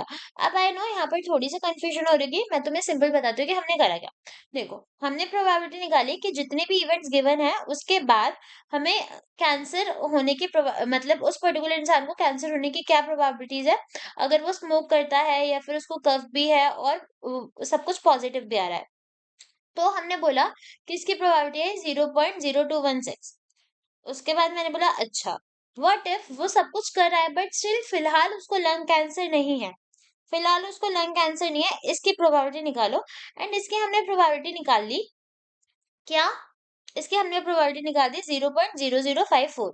यहाँ देखो 0.0054। अब मैं बोल रही हूँ मुझे ना टोटल प्रोबेबिलिटी निकाल के दिखाओ। तो टोटल प्रोबेबिलिटी कितनी होगी, इन दोनों प्रोबेबिलिटीज को ऐड करेंगे we will get total probability. अब इसमें अगर मैं बोलती हूँ कि प्रोबेबिलिटी बताओ उसको कैंसर है, तो हम क्या बोलते हैं, प्रोबेबिलिटी ऑफ एक पर्टिकुलर पर्सन को कैंसर है is like the chances of event वो हो रहा है अपॉन में दो टोटल नंबर ऑफ इवेंट। ऐसी प्रोबेबिलिटी निकालते हैं। प्रोबेबिलिटी किसी इवेंट के होने की निकालनी है तो पहले हम डालेंगे प्रोबेबिलिटी ऑफ वो इवेंट कितना हो रहा है या फिर नंबर ऑफ चांसेस वो इवेंट अकर हो रहा है अपॉन में टोटल नंबर ऑफ चांसेस वो इवेंट हो रहा है। सेम चीज हमने यहाँ पर की, हमने यहाँ पहले ही कैंसर के होने की प्रोबेबिलिटी निकाली थी, तो फाइनल आंसर निकालते वक्त मैं लिखूंगी कि प्रोबेबिलिटी ऑफ कैंसर हो रहा है अपॉन में टोटल नंबर ऑफ प्रोबेबिलिटी, दोनों को डिवाइड करेंगे तो हमें हमारा फाइनल आंसर 0.8 मिलेगा। ठीक है, यानी कि पेशेंट को लंग कैंसर है उसकी प्रोबेबिलिटी 80% हुई। तुमने पहले निकाल लिया किसी भी जो भी तुम्हें इवेंट दिया है उसके होने की प्रोबेबिलिटी, फिर निकाली उसके नहीं होने की प्रोबेबिलिटी, दोनों को ऐड करा एंड देन प्रोबेबिलिटी उस पर्टिकुलर इवेंट के होने की को डिवाइड कर दिया with the total probability and you get your answer. इतने क्लियर हो गया। उसके बाद हमने इन्फेरेंस देख लिया, ये कुछ बेसिक वही सेम क्वेश्चंस है फ्लू कफ वगैरह वाले। ओके, अभी इन्फ्लुएंस का काम किधर होता है, ये सारी चीजें हमें मेडिकल डायग्नोसिस या फिर रोबोटिक्स या स्पीच रिकग्नाइजेशन एक्सपर्ट सिस्टम इन सब चीजों में हेल्प करती है। उसके बाद यहाँ पर मैंने बोला था कुछ हम अलग टाइप्स ऑफ इन्फेरेंसेस पढ़ लेते हैं। तो यहाँ पर हमारे पास आता है डायग्नोस्टिक इन्फेरेंस, जहाँ पर हमें कोई चीज पता है, यानी कि ये पर्टिकुलर चीज हुई, ये पता है, तो फिर हम उसके होने का कॉज निकालेंगे। So these are like diagnostic inference. Predictive inference में क्या होता है, तुम्हें कॉज पता है ये चीज हुई और ये क्यों हुई तुम वो निकालोगे।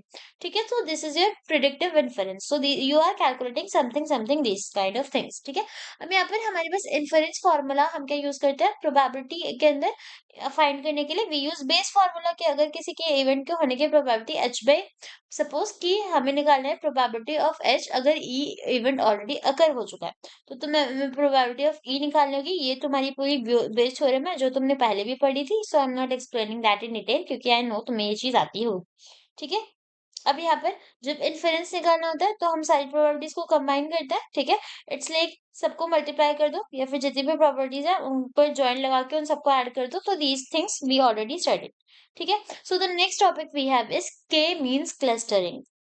अब यहाँ पर के मीन क्लस्टरिंग का मतलब क्या है कि सिंपली ना तुम ग्रुप कर रहे हो, तुम ग्रुप्स कर रहे हो, तुम्हारे पास बहुत डेटा है और उसको तुम डिफरेंट डिफरेंट ग्रुप्स में डिवाइड कर रहे हो, इसको तुम बोलते हो clustering on the basis of वो कितने सिमिलर है। तो सबसे पहले तुम क्या करोगे, ये फिर इनिशियली देख लेते हैं कि हमारा मेन काम होता क्या है। हम यहाँ पर क्या करते हैं, कस्टमर्स को ग्रुप करते हैं बेस्ड ऑन देयर बिहेवियर, है ना। ये वाली चीज है, suppose we are segmenting, we are dividing customers, तो ऐसे में अगर कस्टमर्स को ग्रुप करना है तो on the basis of their behaviour we are dividing that. ये सारी चीजें अभी ध्यान से और पढ़ेंगे की मीन्स क्लस्टरिंग होता है क्या, बट बेसिक समझ आ गया।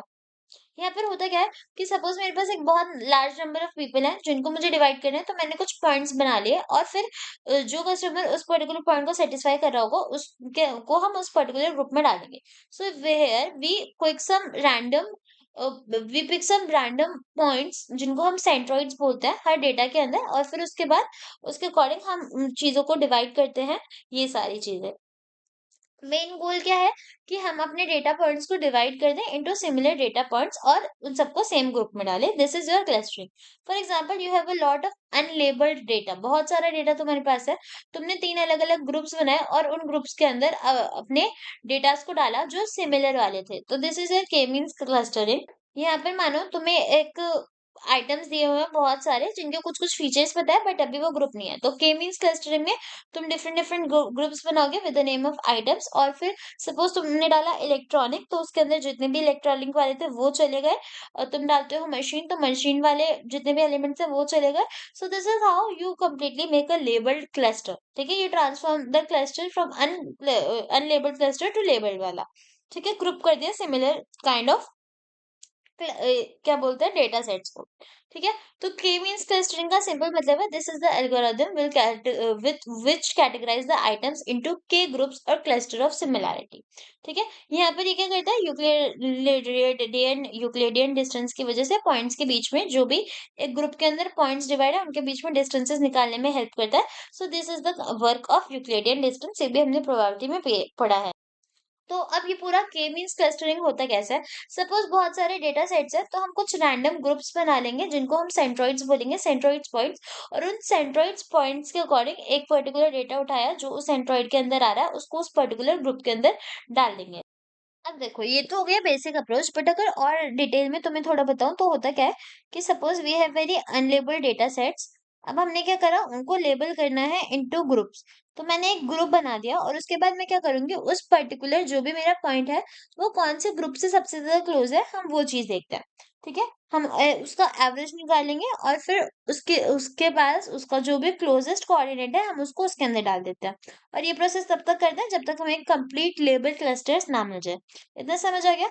सो यहाँ पर पॉइंट्स का मतलब क्या है, मीन वैल्यूज। ठीक है, तो आई होप अब तुम्हें थोड़ा सा समझ आया होगा कि के मीन क्लस्टरिंग का है क्या काम, बट अभी हमें और डिटेल में देखना पड़ेगा अकॉर्डिंग टू योर सिलेबस। तो देखो के मीन्स क्लस्टरिंग है क्या, अगर एग्जाम में आता है तो बेसिकली एक अनसुपरवाइज्ड लर्निंग एल्गोरिदम है ये। अब अनसुपरवाइज मतलब क्या हुआ, ये हमने यूनिट 1 में पढ़ा हुआ है अनसुपरवाइज वगैरह। ठीक है, तो आई होप तुम्हें पता होगा। तो के मींस क्लस्टरिंग एक अनसुपरवाइज मशीन लर्निंग एल्गोरिदम है। यहाँ पर हमारी क्या प्रायोरिटीज होती है कि हम ग्रुप कर दें हमारा जो भी डेटा सेट है उसको क्लस्टर्स के अंदर। ठीक है, और इनके लिए हम डिस्टेंसेस निकालते हैं। सपोज मैंने सेलेक्ट करे कुछ रैंडम क्लस्टर्स, मेरे पास बहुत सारा डेटा ऐसे है, डिफरेंट डिफरेंट डेटा, और यहाँ से मैंने 2-3 सेंट्रोइड्स उठा लिए। अब मैं क्या करूंगी, इस पर्टिकुलर पॉइंट से इसका जो भी नियरेस्ट सेंट्रॉइड है इस पॉइंट को उस डेटा के अंदर डाल दूंगी। ऐसे हम ग्रुपिंग्स करते हैं, और इस वजह से क्योंकि हमें डिस्टेंस निकालना होता है एक पॉइंट का उसके एकदम नियर बाय सेंट्रॉइड से, इसलिए हम इनका के लिए यूज करते हैं यूक्लिडियन डिस्टेंस का। इतना समझ आ गया? सो के मींस क्लस्टरिंग एक अनसुपरवाइज्ड मशीन लर्निंग एल्गोरिदम है जहाँ पर डेटा सेट्स को ग्रुप करने में हेल्प हो रही है। हर क्लस्टर के अंदर कुछ डेटा पॉइंट्स होते हैं, ठीक है, और बहुत ज्यादा सिमिलर होते हैं जिनको हमें क्लस्टर के अंदर डाल देते हैं। तो यहाँ पर इंट्रा क्लस्टर डिस्टेंस यानी कि क्लस्टर के अंदर का डिस्टेंस हमारा काम होता है रिड्यूस करने का, और इंटर क्लस्टर डिस्टेंस यानी कि दो क्लस्टर्स के बीच का डिस्टेंस हमें मैक्सिमाइज करना होता है। लाइक अगर एक क्लस्टर मैंने इधर बनाया तो दूसरा वाला इससे दूर होना चाहिए, वैसा कुछ। ठीक है, तो यहाँ पर हमारा मेन आइडिया क्या है कि अपने डेटा पॉइंट्स को ग्रुप करना है। अब के मेन क्लस्टर का मेन काम क्या होगा कि सपोज मुझे 2 ग्रुप्स में डेटा को डिवाइड करना है तो 2 ग्रुप्स कराऊंगी। ठीक है, तो यहाँ पर हम पहले सेंट्रोइड्स बनाते हैं और उन सेंट्रोइड्स के आसपास सपोज मैंने बताया कि इन सेंट्रोइड्स के आसपास हमारे कुछ डेटा पॉइंट्स होते हैं जिनको हम उस सेंट्रोइड के अंदर असाइन कर देते हैं और उस कंप्लीट चीज को एक क्लस्टर बोलते हैं। तो सबसे पहले तो हमारा काम क्या होगा कि मुझे जितने का भी क्लस्टर बनाना है उसको असाइन करना है। सपोज मुझे एक बहुत सारा डेटा दिया है जिसमें 2 क्लस्टर्स बनाने हैं, तो यहाँ पर के की जगह पर मैं 2 डाल दूंगी। तो पहला काम होता है रैंडमली सिलेक्ट कर देना कितने क्लस्टर्स बनाने हैं। फिर हम रैंडमली सेंट्रोइड डिसाइड करते हैं और हर सेंट्रोइड से उसके डेटा सेट के बीच का डिस्टेंस निकालते हैं। सपोज मेरा एक पॉइंट इधर है और यहाँ पर एक मेरा सेंट्रोइड 1 है और एक मेरा सेंट्रोइड 2 है और यहाँ एक सेंट्रोइड 3 है। तो अगर मुझे बात वो करनी है कि ये जो पॉइंट है मेरा, ये कौन से वाले सेंट्रोइड के अंदर जाएगा, सेंट्रोइड 3 के अंदर, क्योंकि इन दोनों का आपस में डेटा सेट का और सेंट्रोइड का डिस्टेंस कम है। तो यहाँ पर हमारा काम क्या होता है, डिस्टेंसेस को कैलकुलेट करना, सेंट्रोइड्स को देखना, और ये इसका पूरा न्यूमेरिकल हम आगे देखेंगे तो दिक्कत नहीं होगी। अब सेंट्रोइड डिस्टेंस निकलता कैसे है, यहाँ पर हम p माइनस क्यू का स्क्वायर करते हैं अपॉन में एंटरराइड। ये हमारा यूक्लिडियन डिस्टेंस फॉर्मूला है, that we also used in probability distribution, right. तो यहाँ अभी क्वेश्चन देखेंगे तो समझ आ जाएगा। ओके, तो इसको अभी ध्यान से नहीं पढ़ रहे, मतलब ध्यान से इतना मैं नहीं बता रही, क्वेश्चन करवा के मैं तुम्हें समझाऊंगी। और फिर यहाँ पर हम क्या करेंगे, इन स्टेप्स को रिपीट करते रहेंगे जब तक हमें प्रॉपर क्लस्टर अच्छे से मिल नहीं जाता। ठीक है, अब यहाँ पे के मींस क्लस्टरिंग हम करते क्यों है, ताकि हम पहले तो डेटा को अच्छे से वी कैन से मर्ज कर सके, है ना। तो फिर हमें जो भी स्पेसिफिक डेटा चाहिए होगा हम उस पर्टिकुलर क्लस्टर के अंदर से जाके ढूंढ लेंगे। उसके बाद क्या होता है, ये फास्ट होता है, एफिशिएंट होता है, और इसके एडवांटेजेस क्या होते हैं, सिंप्लीमेंट होता है, और यहाँ से हम डेटा को इजीली कंप्यूट कर सकते हैं। क्लस्टर डेटा में वी कैन वर्क वेल। उसके बाद लिमिटेशंस क्या होती है कि सेंसिटिव है, कुछ आउटलायर्स होंगे इसमें, यानी कि एक पॉइंट में इफेक्ट अदर्स आल्सो। ठीक है, ये सारी चीजें। तो यहाँ पर अगर एप्लीकेशंस की बात करें तो ये के मींस क्लस्टरिंग हम इमेज कंप्रेशंस में यूज करते हैं, जहाँ पर हम इमेज को कंप्रेस करने का काम करते हैं, सिमिलर ग्रुप्स को कनेक्ट करके। मेडिकल डेटा ग्रुपिंग हो गई, या फिर कुछ एनोमली डिटेक्शन हो गया, एनोमली डिटेक्शन हो गया, इन सब में भी दिस के मींस क्लस्टरिंग यूजुअली वर्क। ठीक है, तो यहाँ पर ये सारा के मींस क्लस्टरिंग का काम होता है। उसके बाद अगर मैं बात करूं कि के मींस क्लस्टरिंग रुकती कब है, जब हमने सारे डेटा सेट्स को सेंट्रोइड्स के अंदर डाल दिया और अब सेंट्रोइड के अंदर कोई चेंज नहीं होगा। ठीक है, तो तब हमारा कंप्लीट सब कुछ हो जाता है। इतना समझ आ गया। अब एक बार न्यूमेरिकल से देखेंगे तो अगेन तुम्हें समझ आ जाएगा। यहाँ देखो, यहाँ पे मैं तुम्हें क्लस्टरिंग का एक डायग्राम दिखाती हूँ। यहाँ की में यहाँ पर ये हमारा पूरा ऐसा डेटा सेट है, जिसके अंदर यहाँ पर we have different different points. और सपोज यहाँ हमने एक क्लस्टर बना लिया है ना, एक सेंट्रोइड बना दिया है। अब इन डेटा पॉइंट्स को हमारा काम है सेंट्रोइड के अंदर डालना। तो हम देखेंगे कि कौन सा डेटा पॉइंट एकदम पास है सेंट्रोइड के, उसको पहले उसके अंदर फिल कर देंगे। ठीक है, तो यहाँ पर एक ऐसे ही छोटा सा तुम्हें डायग्राम बता दिया, जहां हम क्या करते हैं, किसी भी पॉइंट का नियरेस्ट सेंट्रोइड ढूंढते हैं और उसके अंदर उसको डाल देते हैं। ठीक है, अब यहाँ पर के मींस क्लस्टरिंग में के बताता है नंबर ऑफ ग्रुप्स जितने हमें क्लस्टरिंग के अंदर बनाने हैं। क्वेश्चन देखो, यहाँ पर तुम्हें बहुत सारे डेटा पॉइंट्स दिए हैं और साथ में कोऑर्डिनेट्स भी दिए हैं डेटा पॉइंट्स के। अब तुम्हें इसमें बोला कि यहाँ पर तुम्हें दो ग्रुप बनाने हैं, तो तुम्हें क्या करना है, के मींस क्लस्टरिंग परफॉर्म करनी है। अब यहाँ क्या होगा, जितने भी ग्रुप्स तुम्हें दिए, तुम्हें कोऑर्डिनेट्स दिए, एक होगा 2 10, एक होगा 2 5, ऐसे करके you are given different different coordinates. अब तुम इन कोऑर्डिनेट्स के अकॉर्डिंग दो सेंट्रोइड्स ले लोगे, कोई भी रैंडम। सपोज यहाँ हमने सेंट्रोइड सेलेक्ट करा 2 10 और 8 4। अब मुझे इस पर्टिकुलर पॉइंट को डालना है या तो 2 10 के अंदर या फिर 8 4 के अंदर। यहाँ पर तो 2 10 खुद ही है, तो इस पॉइंट को अब देखना है कि ये जो मेरा पॉइंट ए है, इसको मैं कौन से वाले सेंट्रोइड के अंदर डाल सकती हूँ क्लस्टरिंग के लिए। तो हम कैसे करेंगे, हम यूक्लिडियन डिस्टेंस निकालेंगे। This is the formula for Euclidean distance. यहाँ पर क्या होगा, x1 क्या होगा, ये वाली वैल्यू जो भी हमारे पॉइंट्स में हमें निकालनी है, दिस इज लाइक x1 और दिस इज लाइक y1। और जो भी हमारा सेंट्रोइड है, सेंट्रोइड, इसकी वैल्यू होगी x2 और इसकी वैल्यू होगी y2। इतना समझ आ गया। अब यहाँ देखो करेंगे हम क्या, अगर मुझे सबसे पहले परफॉर्म करना है कि ये तो हमें हमारे सेंट्रोइड्स बन गए, दो सेंट्रोइड है, सेंट्रोइड 1 और सेंट्रोइड 2। अभी पर्टिकुलर पॉइंट कौन से सेंट्रोइड में जाएगा, तो उसके लिए हम देखेंगे उसका यूक्लिडियन डिस्टेंस सेंट्रोइड 1 से ज्यादा पास है या सेंट्रोइड 2 से ज्यादा पास है ना। तो सबसे पहले मैं यहाँ पर पॉइंट ए के लिए देखती हूँ, 2 और 10 वाले पॉइंट के लिए। यहाँ देखो पहला पॉइंट क्या है हमारे पास, 2 और 10।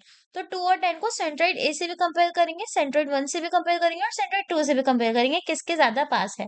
तो यहाँ पे देखो सेंट्रोइड 1 से अगर यूक्लिडियन डिस्टेंस निकालो तो वो तो 0 ही हो जाएगा, क्योंकि 2 10 को ही हमने एक सेंट्रोइड माना है।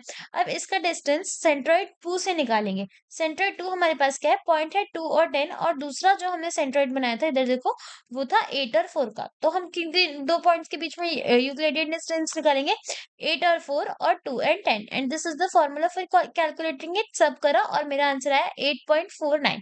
अब मुझे पता चला कि अगर मैं C1 से यूक्लिडियन डिस्टेंस निकालूं तो वो 0 है, लेकिन C2 में डालूं तो वो 8.49 है। यानी कि अगर मैं बात करूं, मैंने दो सेंट्रोइड्स बनाए, तो मेरा ये पर्टिकुलर पॉइंट जो है वो कौन से वाले क्लस्टर के अंदर जाएगा या फिर कौन से वाले सेंट्रोइड के अंदर जाएगा, वो जाएगा मेरा पॉइंट ये डिस्टेंस कम है सबसे ज्यादा सेंट्रोइड 1 के लिए, तो ये वाला पॉइंट सेंट्रोइड 1 के अंदर गया। अब मुझे क्या करना है, मेरे को अपने पॉइंट 2 को ग्रुप करना है ना? ये जो मेरा बी पॉइंट है, मुझे इसको देखना है कि इसको मुझे सेंट्रोइड 1 के अंदर डालना है या सेंट्रोइड 2 के अंदर डालना है। तो मैं डिस्टेंस निकालूंगी बी का from both centroid 1 and centroid 2। यहाँ देखो हम क्या कर रहे हैं, अब पॉइंट बी का डिस्टेंस निकालेंगे फॉर सेंट्रोइड 1 एंड सेंट्रोइड 2। यहाँ पर पॉइंट बी देखो क्या है हमारा, 2 और 5 है। यहाँ देखो पॉइंट बी क्या है, 2 और 5 है, और सेंट्रोइड्स क्या है, 2 10 और 8 4। तो डिस्टेंस निकालेंगे यूक्लिडियन।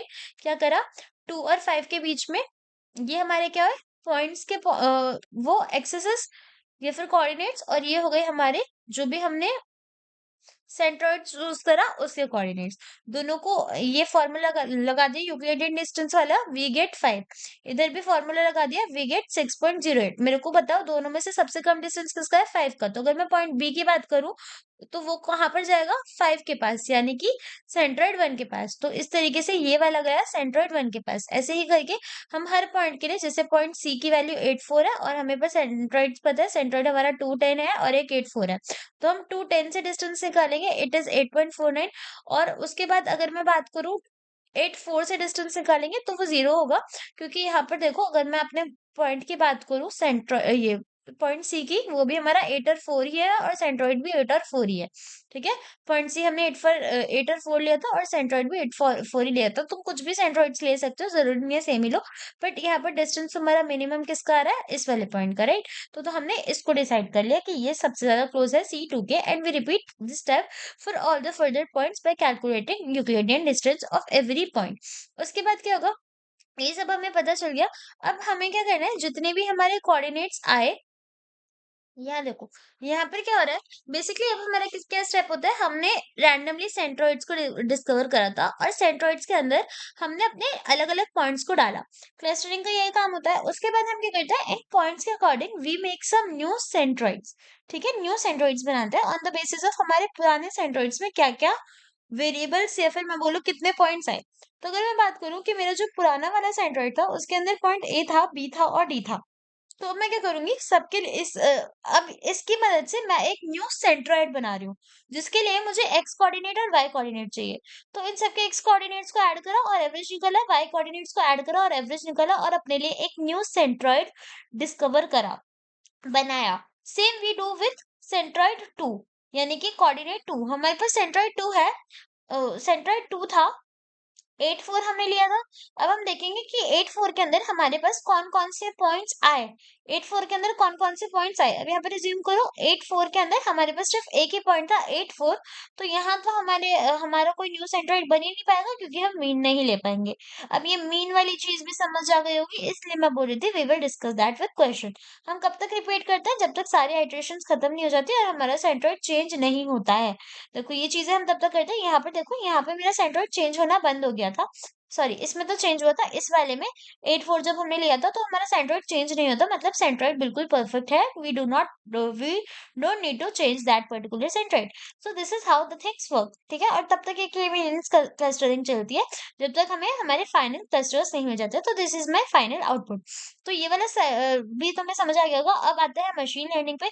तो मशीन लर्निंग क्या होता है, जब हम मशीन्स को, या फिर देखो हम भी नहीं, जब मशीन्स खुद को ट्रेन करती हैं सो दैट मशीन कुछ नया सीख पाए without actually explicitly program. Machines खुद को इस तरीके से ट्रेन कर रही है कि वही अपने आप सीख जाए, जबकि हमने उनके अंदर वो प्रोग्राम नहीं डाला है। मशीन्स कैसे लर्न करेंगी, with the help of observe करके ये सारी चीजें, तो इनको हम मशीन लर्निंग बोलते हैं।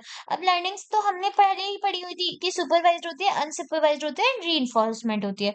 ठीक है, सुपरवाइज मतलब जब लेबर डेटा हम दे रहे हैं उसको एक एक चीज बता रहे हैं मशीन्स को एंड फिर वो लर्न कर रही है। Unsupervise is like label data दिया और वो चीजों को समझ रही है और फिर लर्न कर रही है। And re is like we are rewarding और गिविंग पेनल्टीज। और ये वाली चीजें बहुत डिटेल में यूनिट 1 में हुई है, नहीं देखा तो वो भी जाके देख लेना, तो क्लियर हो जाएगा।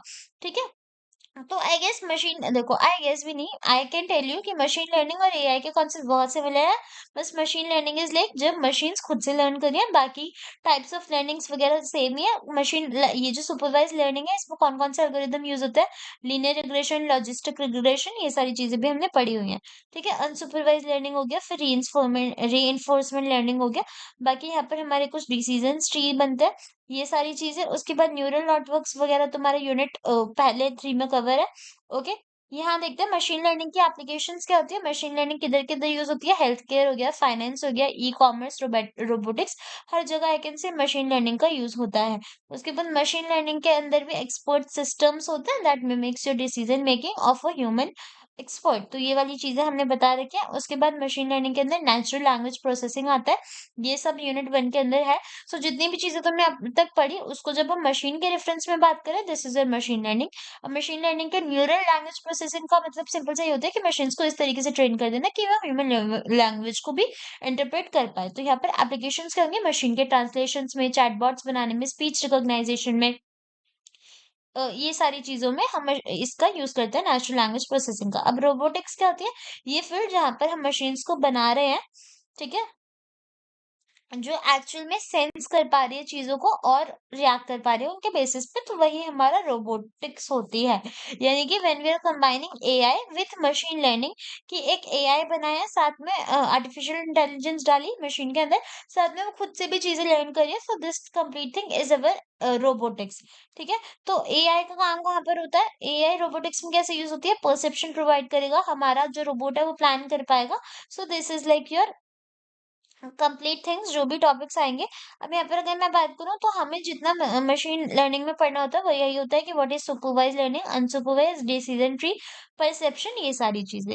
ओके, नाउ मशीन लर्निंग की अच्छे से थोड़ी बात करें और डिटेल में, तो it's a branch of artificial intelligence, जहाँ पर हम कंप्यूटर्स को इतना स्ट्रांग बना रहे हैं कि वो डेटा को ले रही है और उसके अकॉर्डिंग खुद से चीजें लर्न कर रही है without actually being programmed.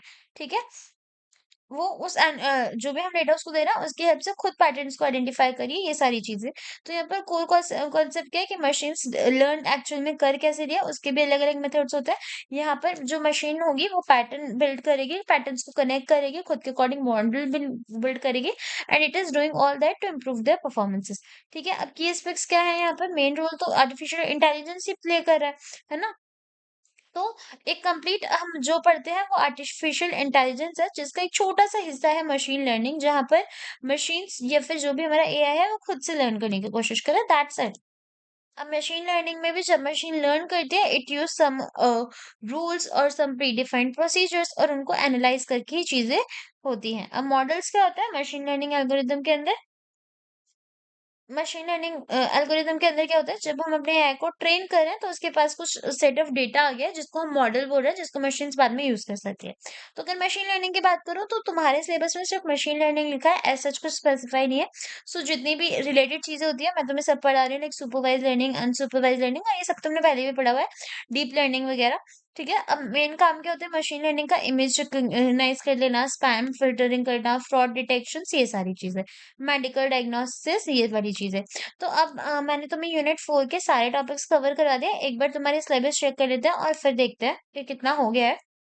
Okay, तो यहाँ देखो हमने fuzzy logic system, perception, action दोनों पढ़ लिया, एक्सपर्ट सिस्टम, बेसिक नेटवर्क्स भी अच्छे से देख लिया, क्वेश्चन भी देख लिया, के मींस क्लस्टरिंग एल्गोरिदम के भी क्वेश्चंस देख लिए, एंड लास्ट मशीन लर्निंग में जितना भी था वो सब देख लिया कि मशीन्स क्या होती है। बाकी सुपरवाइज लर्निंग, रीइंफोर्समेंट लर्निंग, ये सारा हमने पहले ही पढ़ा हुआ है यूनिट 1 में। ठीक है? तो आई होप अब तक तुम अगर वीडियो को देख रहे हो तुम्हें समझ आ रहा होगा या फिर बहुत सारी चीजें अच्छी लगी होंगी, तो वीडियो को लाइक कर देना एंड चैनल को सब्सक्राइब कर देना, सो दैट मुझे मोटिवेशन मिलता रहे ऐसा बहुत सारा कंटेंट बनाने का तुम लोगों के लिए। एंड जितना हो सके वीडियोस को फॉरवर्ड कर देना ताकि बाकियों की भी हेल्प हो सके। बाकी thank you so much for still watching and all the very best for your exams.